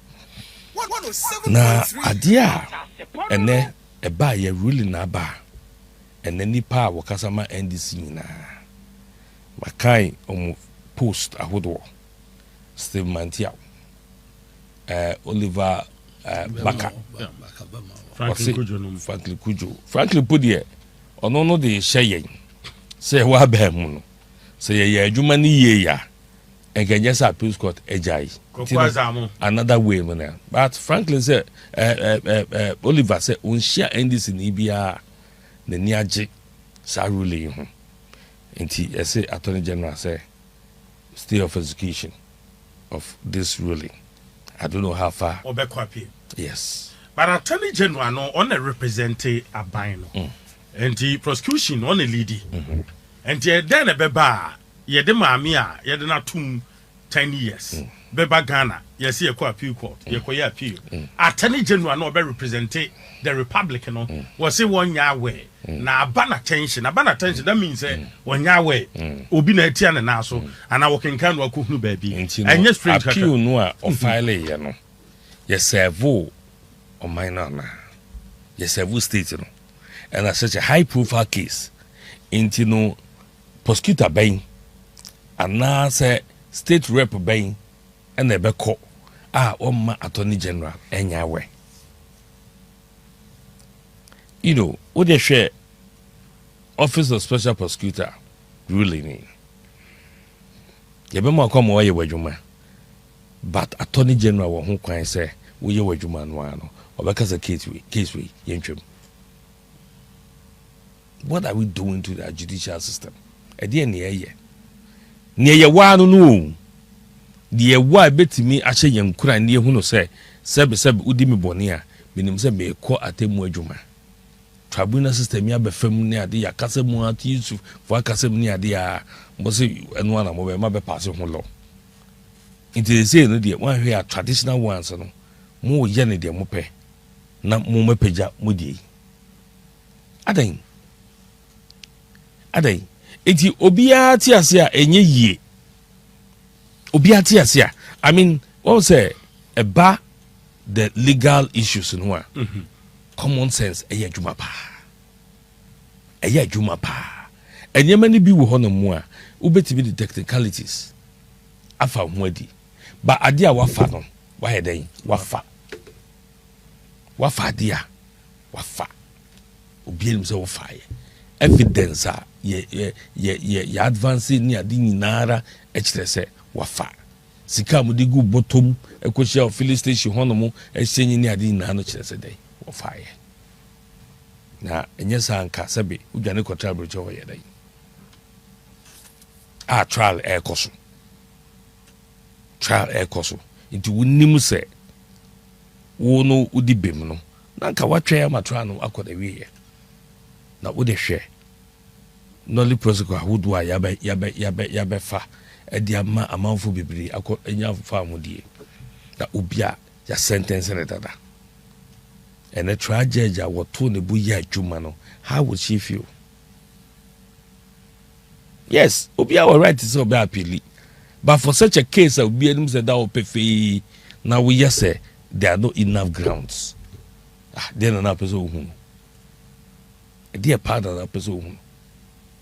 Bring dear Coswo no. Me am shishime. Right, and that ruling that by and who's soon so at send the be. Oh, dear one say. On say the gravity of a case and the evidence, not too much evidence, you know, it lies in the bosom of the judge. Judge need to be determined say what's a ma can the munye do. Me tie was am na munye du enti dachi we obi ani tua say me ye ni sei na ma pekwan bi so afesika obi obefesika bia no ofabia de obehia ne so mo na man yoku no mra na wo mo a no magina court no na ye di o masem na ye di no le prosecutor ebebom na atefi o ka so mtra hokwa sikom de boy NDC campaign and so no mo share NDC campaign na nya de keto interne ebema obia obepese obebo kro no obebo man kro no obo man kro no wia no obo mpa ya adwuma se the party mna power the party ba power dia and one no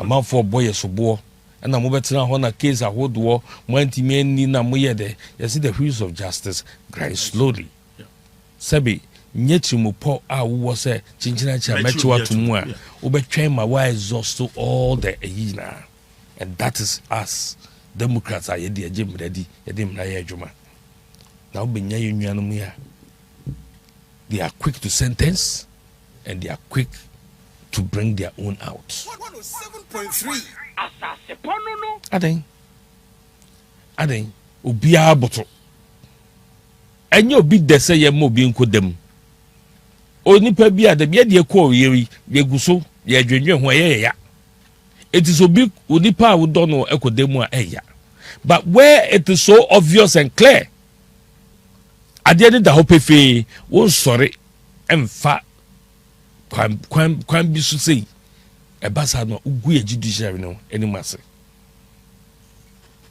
enne obia yedin obia ayedin bibia tibisi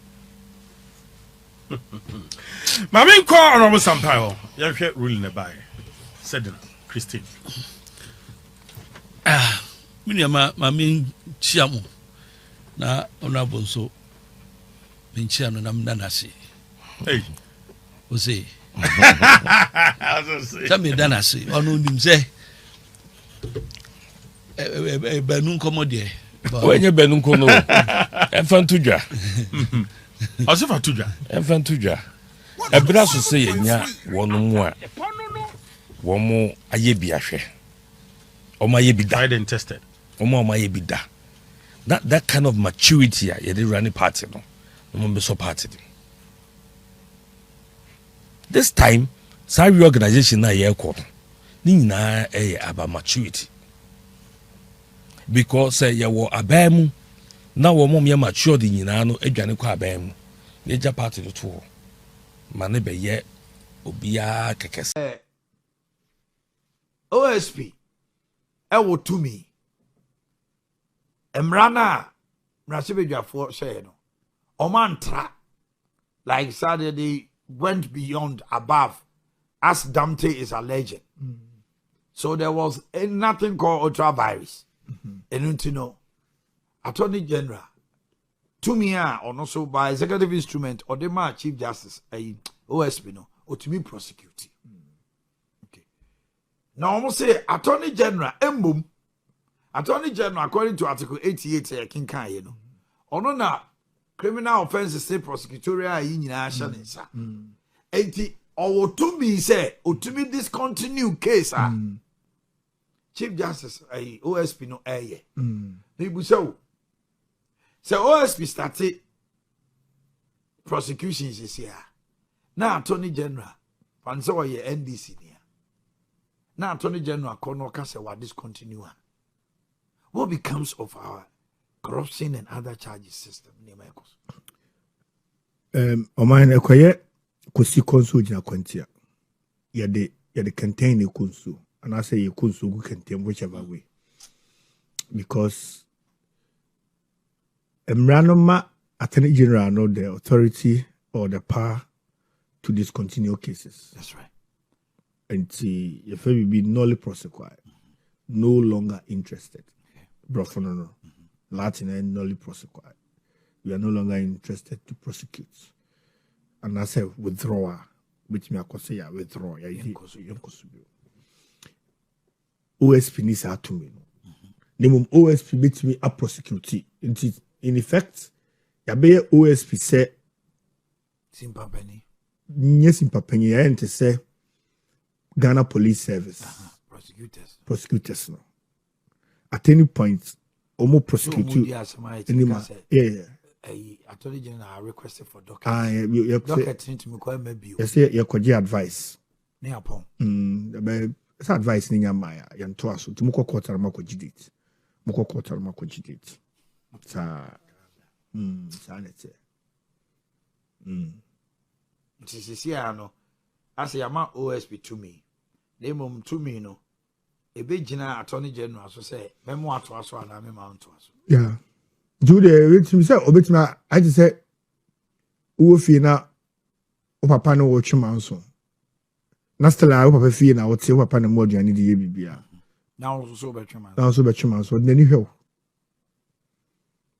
at any point, Obitima Tunu Punza, the answer I made that. I don't know if you get it. Into the okay, a jaw. So we bet me a prosecution. 2 years near Hana in ya. And I buy here with a cases are filing nolly prosecute. From a twist ba saglame ba banking sector kwabla for opuni Sedu Agongo. Mention them. And the same a governor. Or a governor. Bank a minister for finance. Son of the case or you discontinue. Now we say I mean, wouldn't come running in our Kokrana in Bumbo State. No, cannot at least a fair crack. But outrightly, you come to power, you discontinue. Then what sort of picture are you painting to Ghanaians? You are telling Ghanaians that some are more Ghanaian than others, which is wrong. Because maybe near the big number, I was say, Obi also NDC niya, was said the law knows no colorization. And until now, a lawyer for can I say courts ye statue we symbol be a issue or katanim no crassicain. Now sword no crano any mucha second no cra balance scale. That should tell you say susu a pet. Now one wakatanani into any mamma and I and papa cra would do. Now the second a tobin kubicha 24 bicha. Yes. And Tina judges your mom share. Let's say, I shall cut one. Oh, as ya dream, I had to. Episode we shall see through.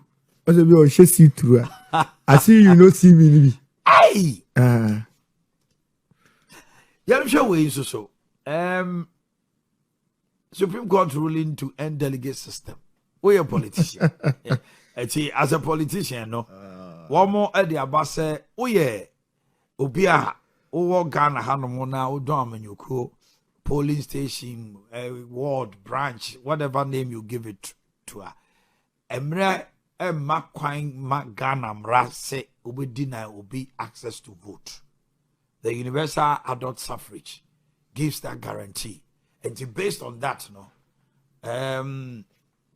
Professor Frimpong Boateng and others versus MPP, NDC and others, Oma really say, within a year, the Embrano will come into fruition.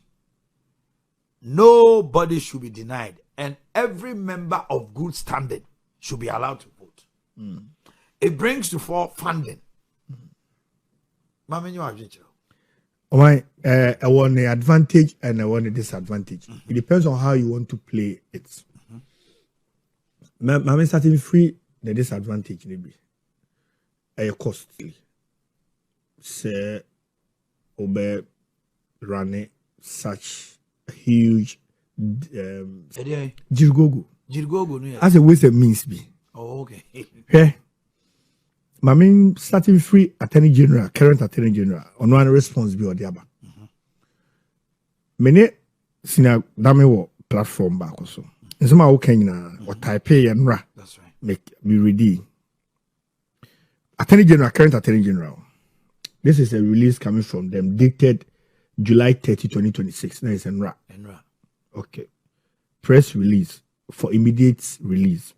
Attorney general to appeal decision. Yeah, Grace Factor TV no screen also. Of the Court of Appeal in Republic versus Sedinam Tamakulu. And then Sedinam, I'm can Sedinam. Sedinam Tamakulu. Now let's read the first paragraph. It's a dangerous precedent for our democracy. Read the first paragraph. Say, the attention of the Attorney General has been drawn to the decision of the Court of Appeal acquitting the former Chief Executive Officer of the Microfinance and Small Loan Center, Maslok, Ms. Sedinam Tamakulu, of all the charges brought against her. The attention of the Attorney General has been drawn to the decision of the Court of Appeal acquitting the former Chief Executive Officer of the Microfinance and Small Loan Center, Master Ms. Sedinam of all the charges brought against him. I don't want him here. The first line, the attention. Why did they ban attention? Article 88 of the Constitution, I say, the Attorney General has all the prosecutorial powers. Oh, and you know, and the Mako Court to say, more question say OSP, Queen is to me no. Because Momona Moko. Yes, you were in court to say High Court Assembly, and I'm 88.3. Maybe I'm highlight. Let me book them. The Mawa who's a church room, baby, for 88.3. 88.3. Yes. The Attorney General shall be responsible for the initiation and conduct of all prosecution of criminal offences. But your attention here, there. Now just a man, Kwana. Mumusa, oh man, someone of your journalists. Now you say you boy, you na fi o matie. To say that what's here, I'm so much TV. Ebi a brofo. Brofo na ebi o mo chro no ma dwena maso. Into much trouble for neti. Because if you tell me my attention has been drawn, it means that you are not even involved. I was not involved. Yes. Who know social media and that's what be na actual agency so. Meanwhile, into the say no. Me so appeal no so or call the basis of the attention. Yes. How? And I'll come to that. W na me be draw me attention. I be draw o my na odu watch attention. I draw your watch attention. Ama Attorney General na e try na say on your prosecution also be draw attention. No, we will scrutinize every document too. The attention. And the Attorney General no idea no adana. Because no, oh. I want to believe say behind bro. Because so okay say my attention has been drawn to something now. It means you are not even part. I was not part. Of course. A third party or whatever. Yeah. Obi na abechi madwene si. Now say bro for it say ya twe madwene si so say court of appeal. Na just let's set attorney no go gina ho. Ya baby a we to TV so na ya kenkan. Ya sensan ho no obetimi dey ato ama me. Ye no bo amedi nkomo ye kenkan Mr. Wa. It was their submission there. Omuko ho. The omuka kan. And you guys say you are any way a state prosecutor. We wish to bring to the attention of the we wish to bring to the attention of this honorable court that the record of appeal before the court is not complete. We state that all the exhibits tendered by the prosecution during the trial does not form part of the record. Now you say almost appeal no more the court. Exhibitor a year prosecutor no the court or a year free. It's enough almost catch them say so almost episode almost call for appeal.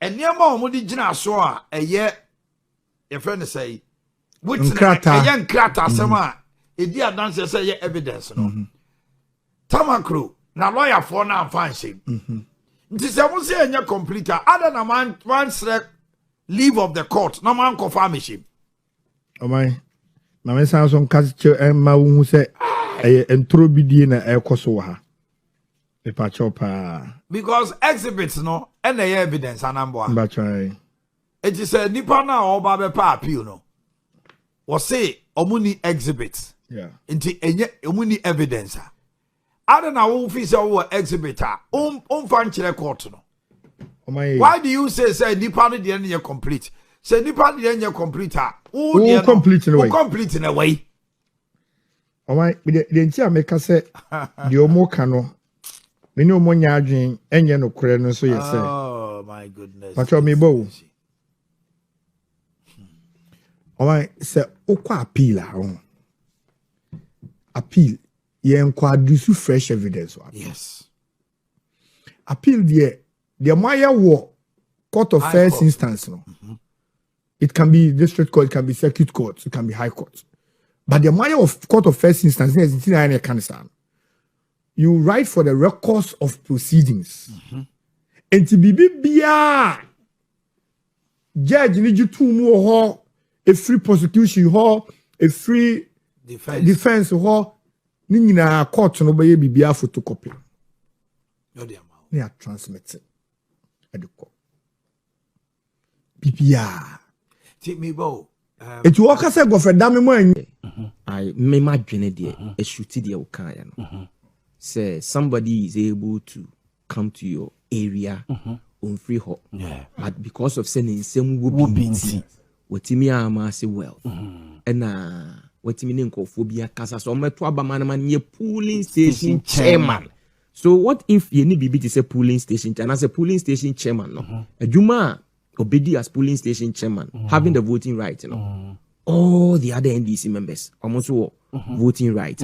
Over senka nipano ebe kwako organizing the home abeji 2 minutes or the 2 where we all call.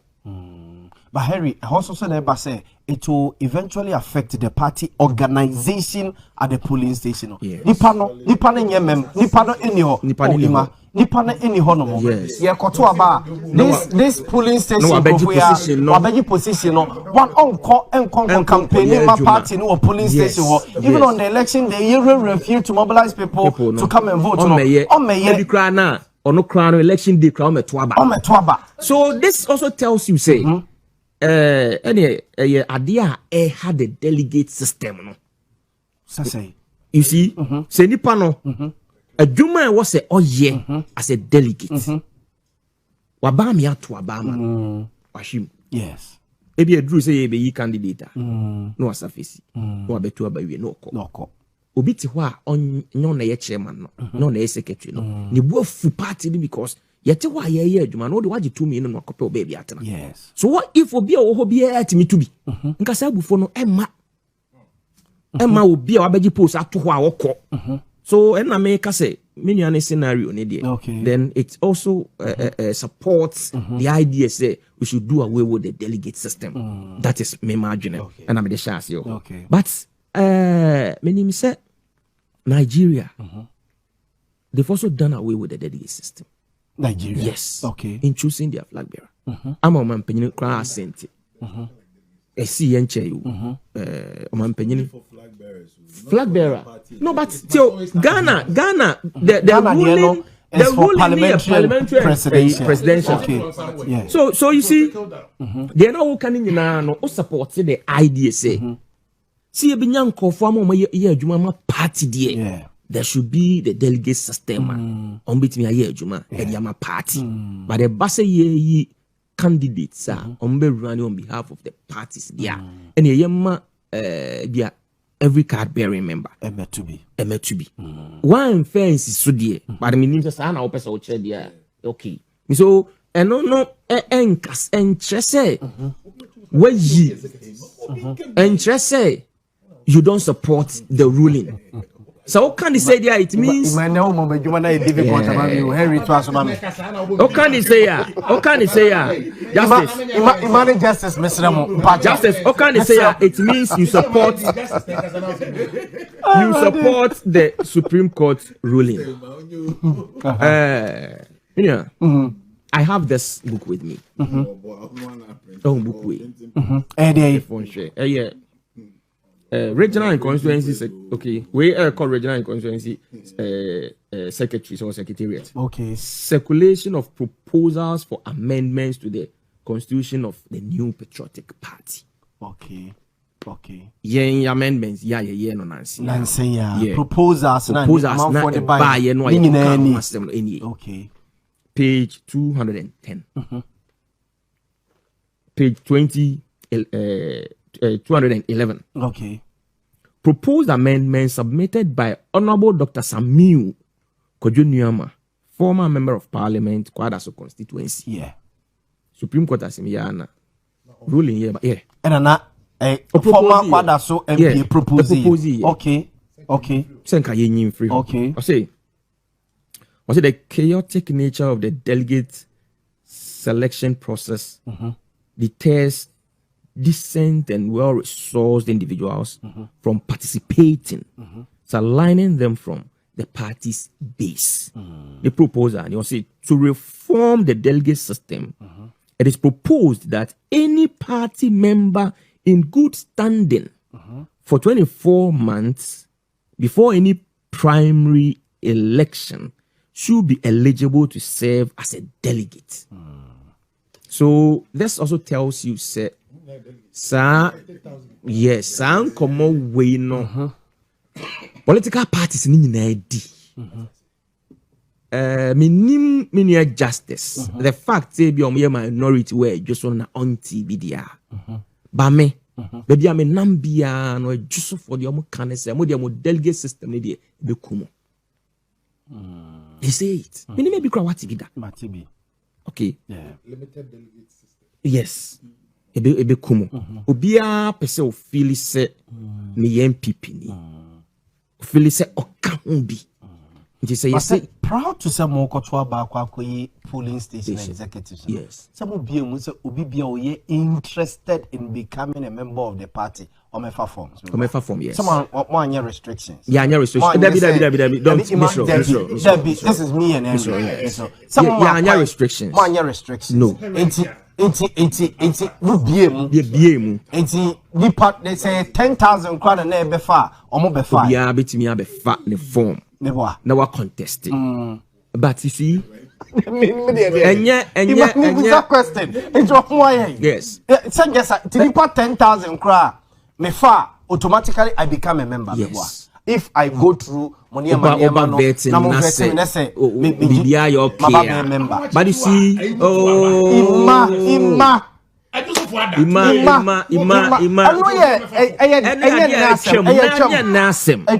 And the choir fast so ye delegates no. But of you bra. So be subject to I see me person me kai din bia NDC National Communication Officer the ma Supreme Court judges no. Din be no the ma no. Unanimous FC. Yeah, me kai unanimous FC. When the intel kai unanimous FC. At that time. Now justice will follow the footsteps of Sami Jemfi. Sabreno, the session ne buy no. And they're not judges of money adwene.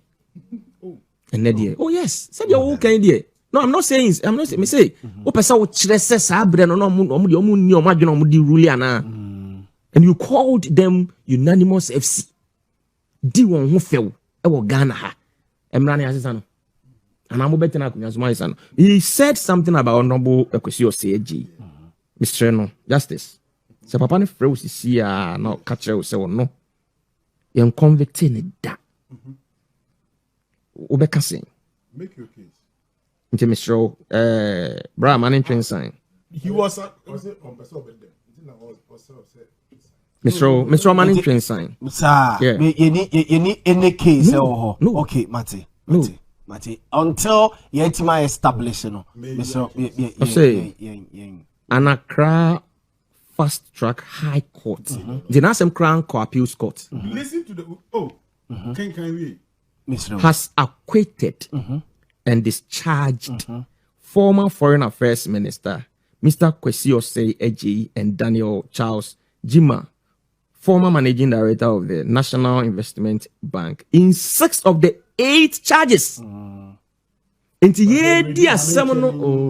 he has quoted me, so let me refer to him. Okay. Osei and Jima acquitted. All right, simple. The appeal court on Thursday acquitted and discharged Kwesi Osei-Eji, former Minister of Foreign Affairs and Regional Integration. On Thursday, on 19th April, you can watch in a kinkai. So do you know the case? The case was 6 counts. This one, Osei-Eji acquitted and discharged on 6 counts of causing financial loss. 25th February 2011. Also, the April, right? So, maybe. And you are also talking about the 6. Yes. No. Please. So does that mean, whenever you hear the phrase acquitted and discharged, it means you're convicted one son? Yeah. No, that's not the case. Yes. You get the point. So February 25th February 2011. I say. And Accra Fast Track High Court has acquitted and discharged former Foreign Affairs Minister Mr. Samakan Hassan. The all party said kwa du bia ye de ball nipa no mienu no ye di asem no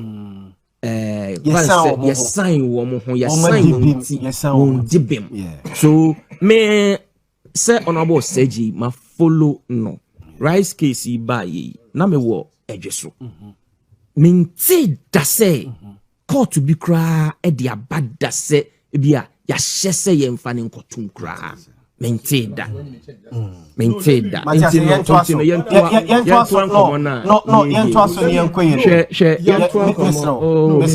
Just as Anyasa, the time will take for the sake of my time. I know.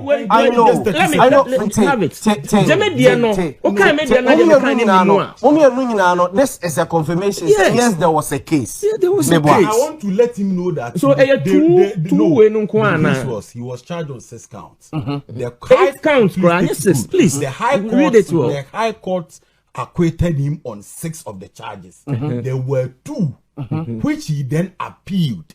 And then on those 2 that he was appealed, he won the case by the Court of Appeal. Okay. So you're convicted. That is the case. He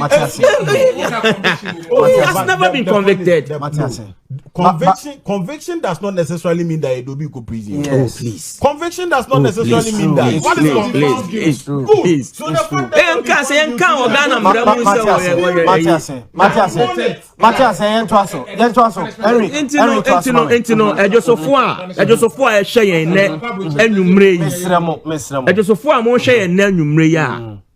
justice statement no Emma we am share we say former MP ya convicting that no Henry Duaboatin your secretary me gina fide so e ka say former member of parliament you convicting or Ghana da. Okay.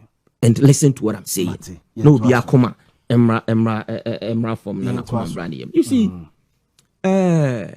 Sedinam Tamakulu KC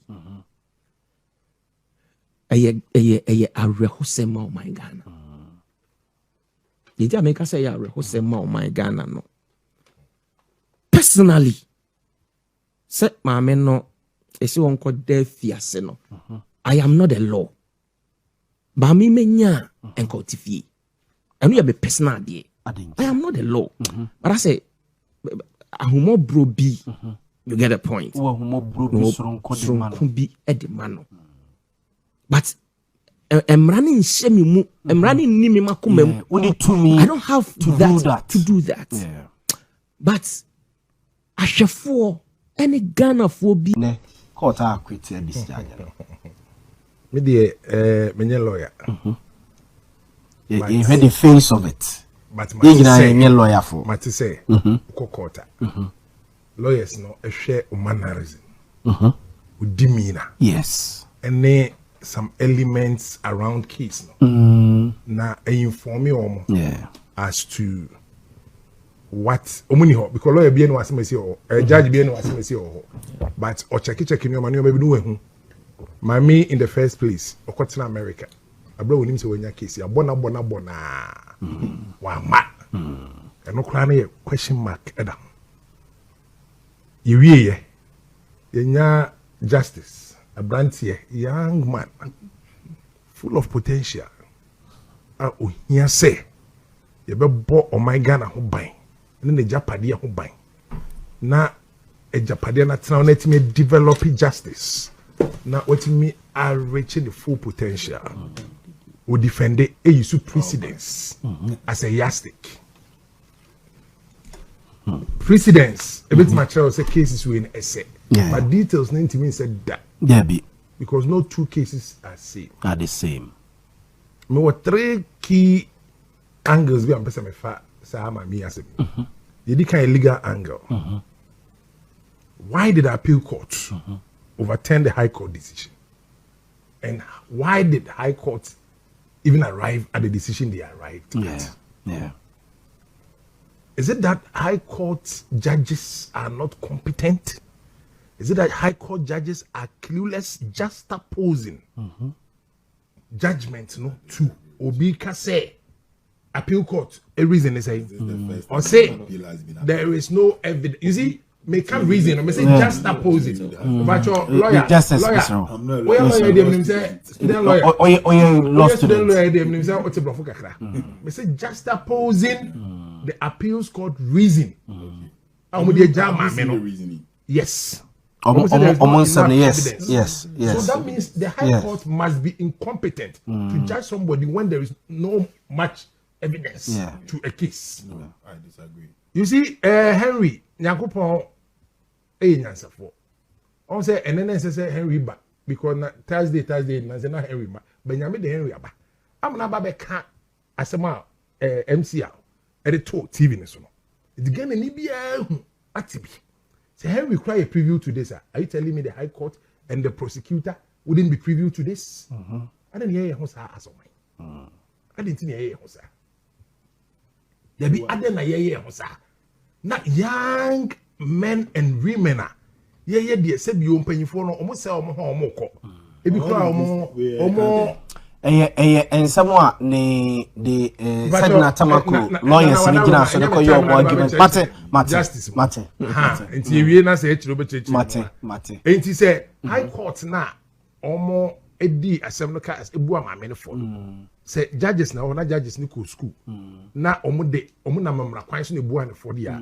Why would the appeals court come and tell us evidence ni ho? Why did that? Then I am calling on the Nana Webe Ghana Legal Council and I said the General Legal Council. Chief Justice. The Chief Justice. Yes. Yeah. Now unsanctioned High Court judges now in the face of no evidence. Wontumi take decision. I'm calling on Chief Justice. Ya Grace betima boy na eyi na ye no. There's a part the appeals court judges no more reasons omo man omo de acquittal case na wom. Nana Opama ye no me say I'm calling on the Chief Justice. We are TV mo bia ante magana mine we are seeing ante say Emmanuel Osejemfi is calling on the Chief Justice to investigate case na High Court judges ni di no. Na say evidence ni ho say the appeals court e ka kire ye nei. E no mo gina aso a book play sort of. Cause a book player now which say. Some of us had predicted the outcome. If I say some of us, me senior, Menchia South MP, Ejeba for me nipa bako pa lawyer ni bako me wo issue bia with law na me wo disagreements bia ni bibia friend senior adewe ma adwem say it gets to a point that otimi ka chem say kwame de o kan ye no kreme nka bi but twaso de menka bi twaso menka bi. I mean that's the sort of advice you give me. To extend me to my friend, Nana will say, senior, I do we mean ya journey. A bit major phone was about 1 hour. Would see also lawyer for young Contocao. Would see what the nose were seeing the air now, mocky kaboom. See, many Nana before when almost that is almost a extradition process in Ramanabana. I mean, in person, I can't several because it may not be up to 7 times, but a couple of occasions should be fine. You didn't come with your home way. I didn't really say the Omo Fana ba more than a bar as to whether say Omo the neighbor to cry and nobody will see. Now for you movie I say appeal papa jano. I mean looking at it. Into me buy and personally I am because I are there. Now as I anticipate say a bit to me I see. Going through the judgment of the Court of Appeal and that of the High Court. Maybe a person would say so we compare Usha, well, as an officer of the court who believes in the rule of law, me say bibia koso. No, that would be far-fetched. Appeal is as of rights. It's a lawyer Nika say appeal is as of right. It is say won have the right to life. The same way na obi so the right to also life. Ti bibia obey be hinder will be life bia na ebetime ma wo ho ayde actual. Nti nipa no aban no susu say anas oman no susu so wodi bone. And they ko gina court. And a court no court of first instance which is the High Courts. Ebuano for. Oman no dibem. Ho kwan so no so call appeal. Ana what they call appeal. And a court of appeal also say was say overturning the decision. Now, as a lawyer, me issue me person me kan ho asem kese pa. The decision of the court of appeal. Once a woman nya decision anya about out there, and as a judgment about me kan ho asem. Me issue kese pa the orders of the court of appeal. Say the Madam Sedinam Atiano Tamaklo has been acquitted and discharged. It just say Wontumi fa that is my exactly acquitted and discharged. Papa me baho. Hey, say already judgment now of the court of appeal now. We book cramming Courts Acts of 1993. Okay. And they did Juma. Court be all my movie. So be now one day baby I am no amount. Until you one day be away be a so. If I me acts ne me laws them mawa who's my children be brave. Fetch me. I mean making notes lots. Nti for your listeners ne say be engage you omuntino me de be ma me ka ho na wa nkasa wakan amaye me bia ma de but be fetch no no wa hu say book say na wo kan. Okay. Book be Courts Act 1993 Act 459 with his amendment. With amendment 62067. Okay.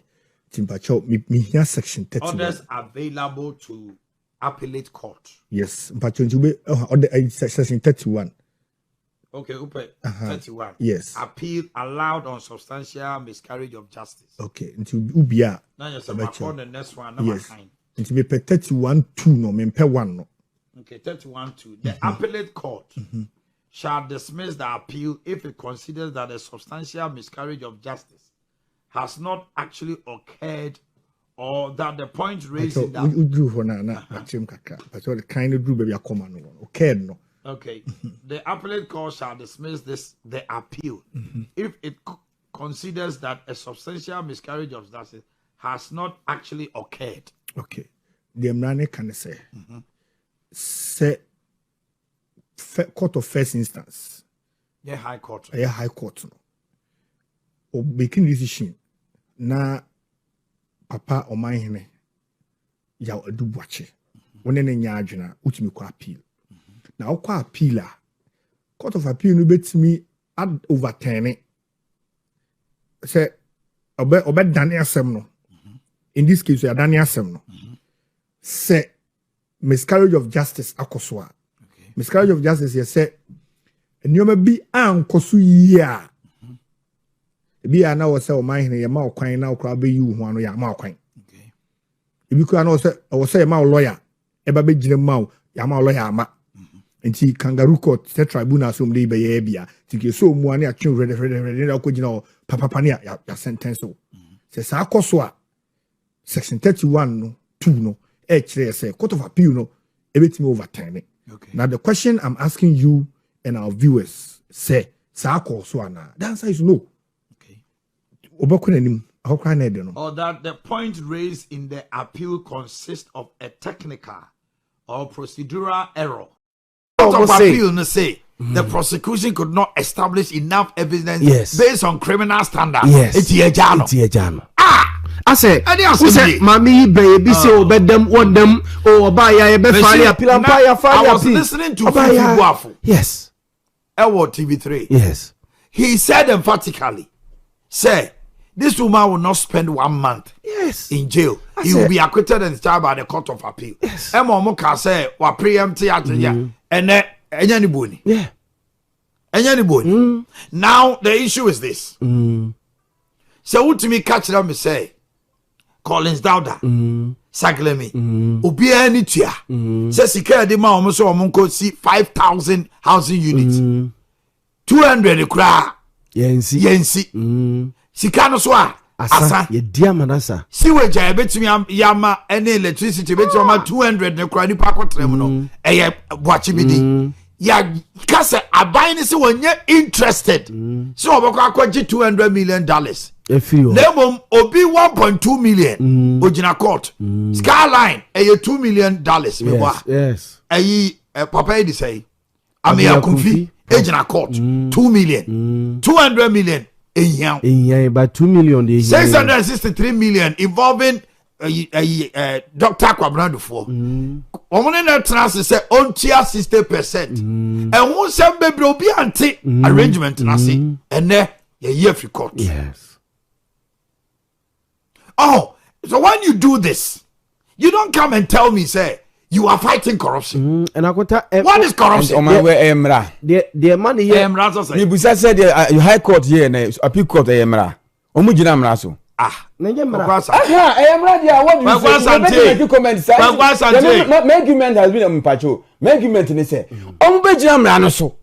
Adia bia I understand you. Listen to me.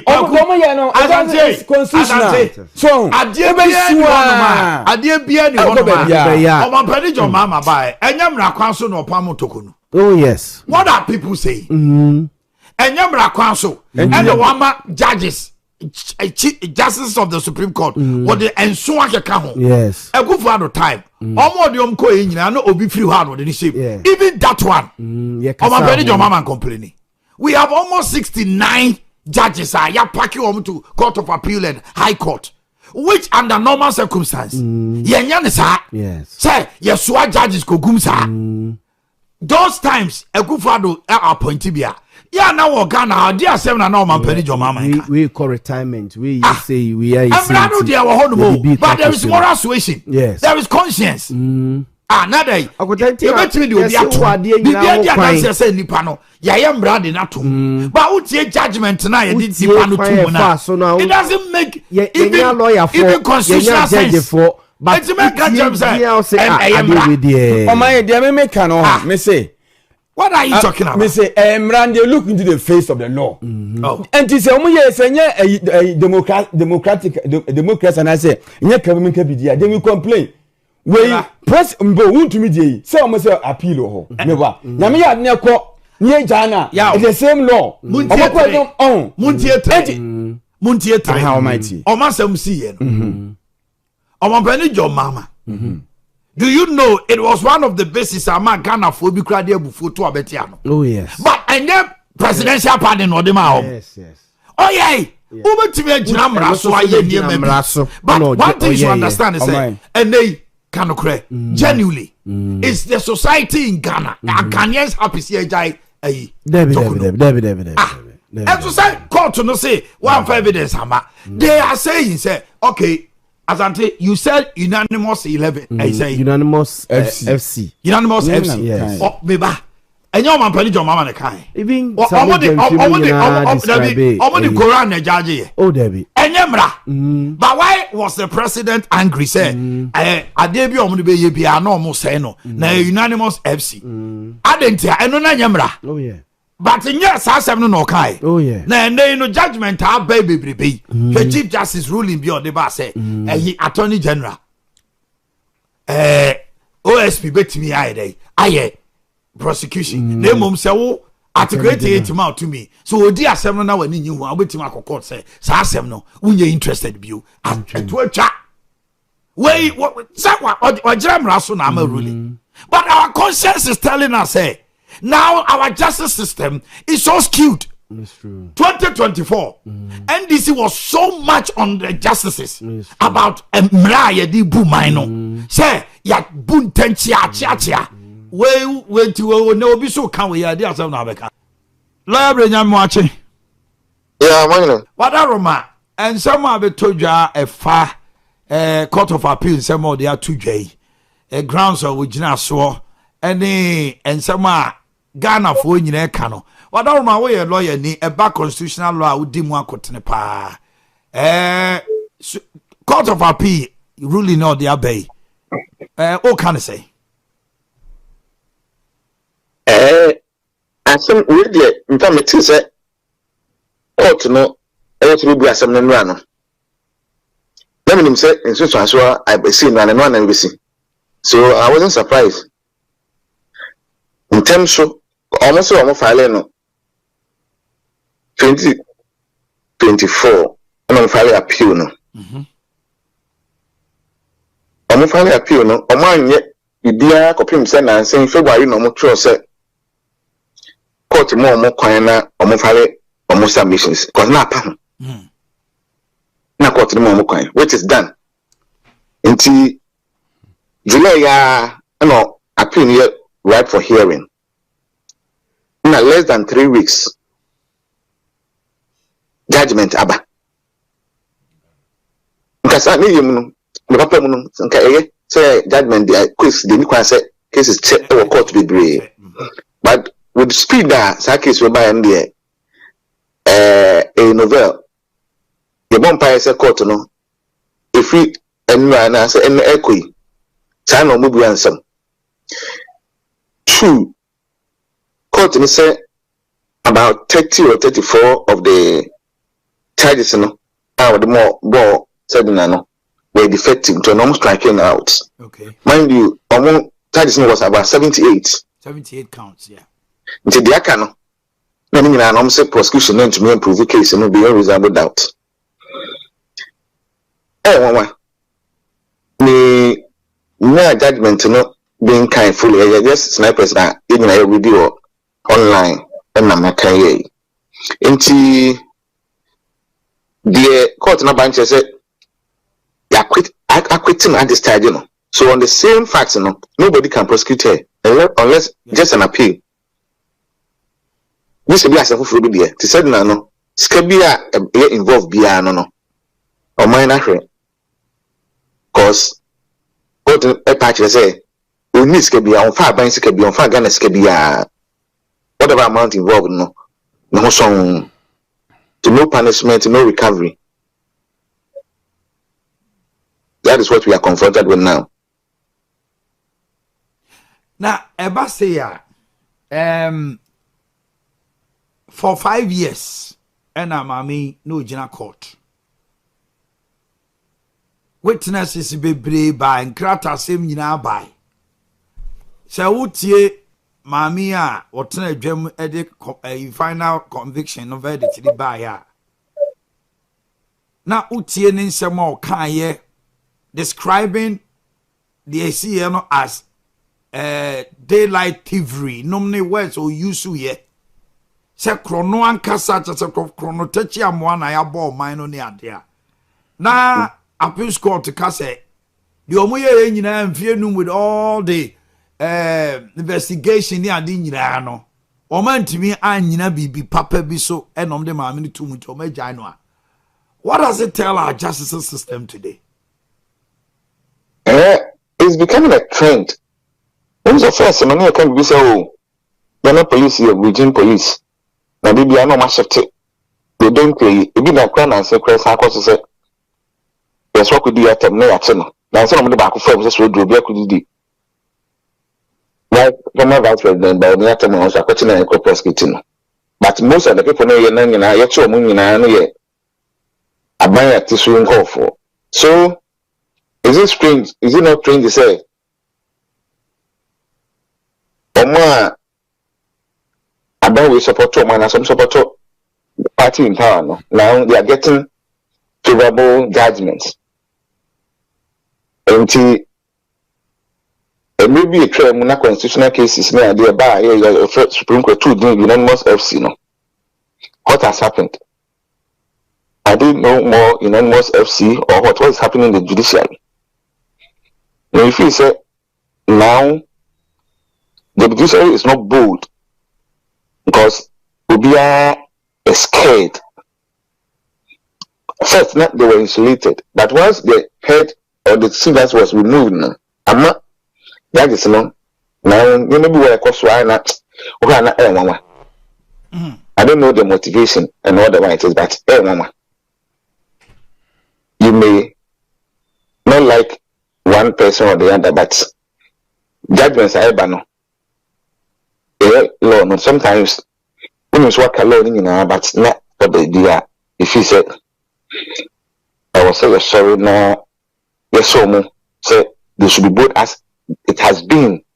Because with that my crown, it is was there and was bold to face the military rulers nearly. Why now? Now it's like, okay, so I was somebody here. Women say you are sure of going, whatever it is. That is real. Supreme Court crime my judgment against EcoBank and the interest rate they awarded it was inexplainable. And I will see in fact, now the law is not certain. The law is not certain again. Ebusia for Omahine any lawyer Brinya and I say you could see or no. Now Ebusia Obieno. And Omahine sign Ebisa lawyer Brinya or your private legal practitioner. He say, Cecilia Yakasa or Ghana hey. Say a Kamako say Yebek Kaya Emrana NDC Aminuku position. John Dramani Mahama himself. Or say at Daya Nana Kufado up Paki Supreme Court hold with a MPP judges. And I say yes, MPP judges and Aquaco. Na enunti otuomudi kura from a unanimous FC John Dramani Mahama can be and necessary ameno ka say we MPP ni na se wo kokko to awasem na se wo kokko to afashe utimu se wo ye dey we for any saying judges are ewo nyina wonom NDC for say ye be kaya na nango Akufo-Addo time empo se no be appoint obi de na ko bench no so a na ohwe se ebinom afri mu akorita na so ne die nipa no mo retirement krana na just say sign edifo for ekwa kopi so ewo ho just say aban buy no wa just say wa pack NDC judges and akwa kogu Supreme Court or any the High Court one the Appeals Court a just say busuya wa semba na say kokopi mo de ya ne fa guti de besi bia no ho ebeka eno enene lawyer Brinya any oman hini di nkomo no mo chese say the justice system no in fact totally skewed because who yet they will so get evidence krana who could do krana judge said to sunyana automatically politically what about your enemy and to walk on you didn't calculate buafo and sakwana walk up one manim e court one in fact and then lawyer Brinya esan edin same way to dwa echere on my hine ya adubuache e wa brenda omo twetwen komo e fa Sedinam tamaklu acquitting and discharge at say the appeals court e di amano no yetie ensema wonom e kaka ho ene anope eti ama lawyer for obeka say mo court evidence nom ne niema nka bia ogina so say case we mutumi edimunsasi so say sa case we dey based on this evidence and other thing edin kunim no ama mo sa rewrite mu notes ana yes o kwa sana ko yenga mi dimi besi bia on said that yes said no this is it the law is on my part because anything can happen now it's like anything can happen eba say ya Emma GDA wo justice system no form ana akoye political talk na ebi amaame no so na court of appeal so hwehwe mu no na nukremu ni political prosecution binti na bi omo so agya no okay so let's start from January February of 2025. Why is it that Attorney General filing only principal in all the cases involving the NDC people who were in court being prosecuted? And why is it that all the people who have been arrested now are MPP or the people on the other side? That's the first thing. The second, you say, the court is not to be is not trusted again. The standard has been lowered. They are not this, and then they even then encourage some certain lawyers of particular political divide to go on the bench. Okay, yeah. There's a meeting in Hope where this statement was made, and now we be a bench now. They say be or supporting the but. With that encouragement, then what exhortation, people have joined the bench, and now judgments are being delivered in a certain way. So it was also safe to say, and yes, has some kind in the man with him so basso, and the promotions are banning idea.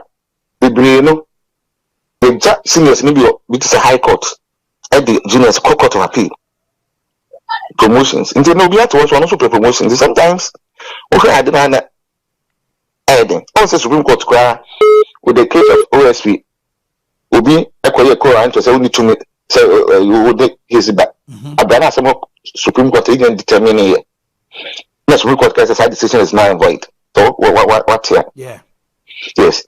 So you see, that is going to be pro. I might say members of parliament are going to catch the eye of the president for appointment. That is the idea. This no the so yeah.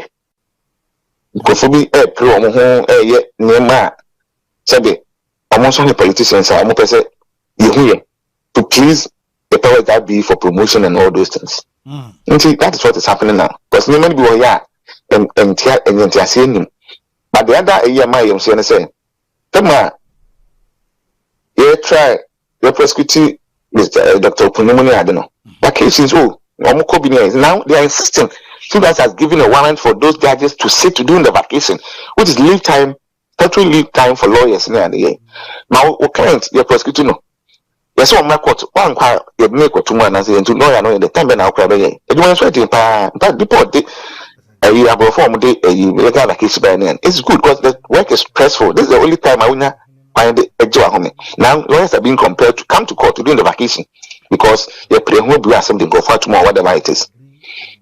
It's very serious. Abusafo ensem bi na yekokutie ye no na in fact ene omahene na abusafo SIA can be say John Dramani Mahama so corruption na ka say oba fight no eno na wo fight here na say de be e kama ko say we NDC ni na say obo man no krono nko ana say ban wa ban ba NDC aban ba nko ade a ubenya uti edidi it John Dramani Mahama wo say twa ho be ka kire wo appointee say omunhwe omunhu yie na omammo oman sikam ona so mafom san kobo oman sikam no eye ena dansem bi ama be ka de akire Sedinam tamakolo de obianim say high court ahu se maame no wabo oman no kro no ayenye kro no ketwa charges e de to no so na nyisika ketwa wo ana se me kan se charges e de gu no so a akwado de ball no high court de ball no ama mi bibia da de pefie no na enyensam ketwa ene de appeals court e kire say omo enhu enyina so bia high court no fa so e di gina so a wade a sentence maame no 10 years into a prisons aden maame e reject